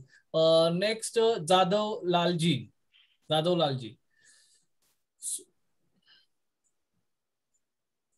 ठीक आहे. सर्टिफाईंग एजन्सी जे आहेत ते ऑथराइज नाही आहेत. असे अनऑथराइज प्लॅटफॉर्म बरेच आहेत, परंतु ते कितपत रिलायबल आहेत याच्याबद्दल फार मोठे प्रश्न सध्या आहेतच. अजूनही IICA सोडलं तर कोणीही सर्टिफिकेट देऊ शकत नाही, हे मात्र नक्कीच आहे. नमस्कार, मी जाधव लालाजी, योगेश्वर बहुते सेवा संस्था बीड. गेल्या 25 वर्षापासून मी सामाजिक कार्य आणि महिला बाल कल्याणच्या ह्यामध्ये काम करत आहे. आणि बीड जिल्हा प्रामुख्याने ऊसतोड कामगाराचा जिल्हा आहे. आणि ग्रामीण भागामध्ये सर प्रश्न विचारा तुमचा प्रश्न आमचा विचारा. असा प्रश्न जे असा CSR 1 हा ह्याचं रजिस्ट्रेशन कशा पद्धतीने म्हणजे नेमकं करायचं ह्याच्या संदर्भामध्ये प्रश्न आहे. CSR 1 जे आहे ते ministry of corporate affairs government of India MCA या वेबसाईटवर तुम्ही गेल्यानंतर तिथे CSR 1 नावाचा एक तुम्हाला कॉलम दिसेल. तिथे गेल्यानंतर एक फॉर्म ओपन होतो, ऑनलाईन भरायचा असतो तो सगळा. तुमचे डॉक्युमेंट्सही अपलोड करायचे असतात आणि ते केल्यानंतर अप्रुव्हल नंतर तुम्हाला CSR 1 नंबर हा नंतर इश्यू केला जातो. त्याला थोडासा काही कालावधी लागतो, 8-1 दिवसामध्ये तुम्हाला तो अलॉटमेंट नंबर येते आणि तो परमनंट नंबर असतो. जसा तुमचा पॅन नंबर आहे तसा तो प्रत्येक प्रपोजल मध्ये तुम्हाला तो नंबर टाकावा लागतो आणि तो व्हॅलिड आणि अप टू डेट ठेवावा लागतो. वेळोवेळी तुम्हाला डॉक्युमेंट्स फाईल करावे लागतात. हे तुम्हाला सगळं ऑनलाईन करता येतं. ठीक आहे. अनिल धनेश्वर सरांचं धन्यवाद. येस, आदिनाथजी. हा नमस्कार सर. अतिशय खूप सविस्तर सर माहिती मिळाली. माझी या संदर्भामध्ये एक जी शंका आहे, त्याच्यामध्ये जे डोंगरी हिली एरिया आहे आणि हिली एरियामध्ये कंपनी नाही, तर मग तिथं CSR द्यायला बऱ्याच कंपनी आपल्याला म्हणजे आडकाठीच करतात. हा एक मुद्दा आहे. आणि दुसरा एक असा आहे की म्हणजे मोठ्या CSR बरोबर आपण अप्रोच केला तर त्यांचं म्हणणं येतं की तुमच्या संस्थेची जी इकॉनॉमिकल कॅपॅसिटी काय आहे ती तपासूनच मग प्रोजेक्ट त्यांचे जे ठरलेले आहेत की तुमची कॅपॅसिटी 1 करोडच्या वर असेल तर आम्ही तुम्हाला हा प्रोजेक्ट देतो. तर ग्रामीण भागातल्या NGO मध्ये एवढी मोठी कॅपॅसिटी नसते. मग अशासाठी आपल्याला CSR मध्ये काही बदल करता येतील का? त्यांच्या गाईडलाईन्स मध्ये काही चेंजेस आहेत का जे नवीन आता आलंय त्याच्या संदर्भात? ही माहिती मला हवी होती. तुमचा पहिला प्रश्न जो आहे तो बरोबर आहे. हिली एरियाज मध्ये कंपनीज नाहीयेत आणि तिथे करायला पाहिजेत अशा गाईडलाईन्स सुद्धा रिसेंटली एक साधारण वर्षापूर्वी गव्हर्नमेंटने इश्यू केलेले आहेत. हिली अँड टेरेन एरियाज मध्ये तुम्ही प्रकल्प करा, त्याला स्पेशल रिकॉग्निशन देतात गव्हर्नमेंट ऑफ इंडिया. त्याला वेगळ्या अवॉर्ड्स पण त्यांनी सुरू केलेलं आहे थोडं एनकरेजमेंट देण्यासाठी. परंतु तुम्ही अशा एरियाज मध्ये साधारण कोणत्या प्रकारची जी इक्विपमेंट वापरली जातात, म्हणजे ट्रेकिंग रिलेटेड असेल किंवा टी इस्टेट्स असतील म्हणा, किंवा असे जे हिली किंवा टेरेन एरियाशी जे कनेक्टेड ट्रॅक्टर असेल म्हणा, किंवा अशा प्रकारचे व्हेइकल्स असतात की तर ती तिथे तुम्हाला कदाचित मदत करू शकतात अशा प्रकारे. आणि ते जे ते आता फॉर एक्झाम्पल एखादी कन्झ्युमर प्रॉडक्ट कंपनी आहे ते सुद्धा तुम्हाला त्यामध्ये करू शकतात. परंतु ते काय असतं, प्रत्येक कंपन्यांची वेगवेगळी पॉलिसी असते, त्याप्रमाणे ते जातात. त्यामुळे आपल्याला हिली एरियाज मध्ये काम करणाऱ्या ज्या कंपनीज आहेत त्या आपल्याला शोधून जर का आपण त्यांना अप्रोच केलं तर ते जास्त तुम्हाला सोयीस्कर जाईल. त्याची माहिती तुम्हाला वेगवेगळ्या फोरम्स किंवा प्लॅटफॉर्म जे आहेत, CSR NGO आहेत किंवा असे काही काही जे लिंक्स आहेत ते मी तुम्हाला शेअर करतो. तिथे तुम्ही रजिस्टर्ड करा तुमची संस्था. तुम्हाला CSRचे जे काही फंडिंगचे ऑपॉर्च्युनिटीज असतात त्या पण तुम्हाला वेळोवेळी त्यातनं समजतील. असे काही प्लॅटफॉर्मवर तुम्ही नोंदणी करा जे फ्री आहे, फारसे पैसे पण घेत नाही. असे काही प्लॅटफॉर्म मी तुम्हाला शेअर करेन नंतर. पाटील मॅडम, शेवटचा प्रश्न पाटील मॅडम तुमचा प्रश्न विचारा, थोडक्यात विचारा. हा सर नमस्कार, मी कालिंदी पाटील बोलते. त्रिरत्न महिला बहुउद्देशीय संस्थेच्या वतीने आम्ही काम करतो. मला प्रश्न असा होता की हे जे लायन्स क्लब आहेत यामध्ये आम्हाला सहभाग घेता येतो का? जर असेल तर प्रोसिजर काय आहे? आणि दुसरा प्रश्न असा होता की ग्रामीण भागामध्ये जसं की मी आहे, आम्ही छोटे छोटे संस्थेच्या वतीने ग्रामीण भागात महिला आणि मुलींकरता हेल्थ शिक्षणावर काम करतो, पण आमच्याकडे ATG 12A नाहीये. तर लायन्स क्लब मार्फत आमच्या NGO ना तुम्ही या कामासाठी मदत करू शकता का? हे बघा, CSR मध्ये जर तुम्हाला बोला कालिंदी मॅडम, आपला नंबर चॅट बॉक्सला द्या. ओके. आणि मग आम्ही तुमची NGO आणि आमचा लायन्स क्लब तो कशा पद्धतीने कोलॅबरेशन म्हणजे होईल आणि म्हणजे आपल्याला व्हॉट एव्हर ट्रस्ट म्हणजे फॉर्मेशन असेल किंवा 12A तर याचा सपोर्ट देऊ आम्ही तुम्हाला. अच्छा, thank you sir. Yes. So thank you so much. Question आन्सरचा सेशन आपण इथं थांबवतोय. एक प्रश्न राहिला ना सर, लायन्स क्लब मध्ये आम्हाला सहभाग घेता येतो का? हो, तर मी आपल्याला म्हणजे इतकंच सांगितलं की आपला कॉन्टॅक्ट नंबर तो आम्हाला चॅटबॉक्स मध्ये द्या. Okay sir. ओके. आणि मग नंतर आम्ही उद्या कॉन्टॅक्ट करू तुम्हाला. Okay, thank you sir. ओके. दुसरी अजून एक सूचना आहे, सजेशन आहे की अजून काही जर तुमचे प्रश्न असतील तर ते तुम्ही एकत्र करून मला जर ईमेल पाठवले अनिल सरांच्या माध्यमातून, तर मी त्याचं ईमेल द्वारा तुम्हाला सविस्तर रिप्लाय सुद्धा पाठवू शकेन. ओके सर, तुमचा पण नंबर घेते मी. ओके. येस. एक महत्वाची माहिती ऐका ना, एक महत्वाची माहिती सांगतो, कारण आम्ही लोक कमिटीत काम करतो त्यावेळेस एक सगळ्यात महत्वाचा अनुभव असा आलाय की प्रॉफिटेबिलिटी ही साधारणतः एप्रिल करते. मागच्या वर्षीची आपण जे म्हणतो ना मार्च टू एप्रिल, मागच्या वर्षीची प्रॉफिटेबिलिटी आणि या सगळ्या गोष्टी एप्रिल मध्ये कळतात आणि एप्रिल नंतर कळतं की समजा 5 कोटी फंड आहे, 10 कोटी किंवा जे काही आहे आणि टेंटेटिव्ह प्रिव्हियस इयरच्या आसपासच तो फंड किंवा त्याच्यापेक्षा 5-10% जास्त असतो. तर ह्या सगळ्या गोष्टी आहेत ना, जानेवारी पासून तुम्ही त्या लोकांच्या मागे लागला आणि प्रपोजल योग्यपणे डिस्कस करून ठेवले तर साधारणतः मे जून मध्ये याचं डिसिजन सगळ्या कंपन्यांमध्ये होतं. काही फंड रिझर्व्ह ठेवले जातात. 80% फंड हे मे जून मध्ये दिले गेलेले असतात. हे लक्षात ठेवा, हे खूप महत्वाचं आहे. आणि त्याच्यानंतर प्रपोजल दिले तर तुम्हाला मोठे फंड मिळू शकत नाही. येस. थँक्यू डॉक्टर प्रसाद खंडागळे. सो आपण शेवटच्या आता सत्राकडे आहोत, तो म्हणजे वोट ऑफ थँक्स. आणि डिस्ट्रिक्ट CSR टीमने ती जबाबदारी माझ्यावर दिली. आजचं हे the international association of lions club district 3234 D2 district CSR टीमच्या वतीने CSR session for प्रिपेअर्डनेस for CSR funding या ऑनलाईन वेबिनार मध्ये आज इनॉग्रेशन ऑफिसर MGF विवेक अभ्यंकरजी, मल्टिपल काउन्सिल चेअरपर्सन, त्यानंतर आमचे डिस्ट्रिक्टचे गव्हर्नर लायन्स हेमंतजी नाईक, आमचे 5 डिस्ट्रिक्ट गव्हर्नर लायन ओमप्रकाश पेठे आणि आजचे आपले guest speaker doctor Anil Dhaneshwar, ज्यांचं CSR कन्सल्टंट म्हणून ते काम करतात. त्यांचं अतिशय खूप मोलाचं मार्गदर्शन आज मिळालं. आणि या सगळ्या कार्यक्रमाच्या नियोजनामध्ये आमची डिस्ट्रिक्टची जी CSR टीम होती ते लायन अनिल मंद्रुपकरजी, लायन डॉक्टर प्रसाद Khandagale, lion CA Ram धावरे, lion Subhash Kulkarni, lion CA कल्याण कुमार गुजराती, लायन धर्मराज गांधी, लायन नेताजी खंडागळे आणि लायन मयूर बागुल या सगळ्यांनी या कार्यक्रमासाठी खूप मोलाचं योगदान दिलं, खूप मेहनत घेतली. आणि या सगळ्या बाबतीमध्ये आज जो काही टेक्निकल आपल्यासाठी सपोर्ट करणारे जे काही आमचे लायन आहेत धुमाळजी, त्यांचं देखील मी आमच्या या डिस्ट्रिक्ट CSR टीम कडनं मनपूर्वक आभार मानतो. आपण सगळ्यांनी वेळ देऊन हा कार्यक्रम शांतपणे अटेंड केला, ऐकला, याबद्दल आपल्या सगळ्यांचं मनापासून आभार मानतो. पुढे देखील आपण संपर्कात राहू. आपले संपर्क नंबर आपण या चॅटबॉक्स मध्ये दिले आहेत आणि प्रत्येक जण वेळेत उपस्थित राहिलं त्या सगळ्यांचे मनपूर्वक आभार. हा कार्यक्रम संपला असं जाहीर करतो. धन्यवाद. जय lion. Good night. Thank you Mayur. Thank you. Yes. छान, खूप छान, अतिशय महत्वपूर्ण माहिती आम्हाला मिळाली. धन्यवाद ऑर्गनायझर साहेब.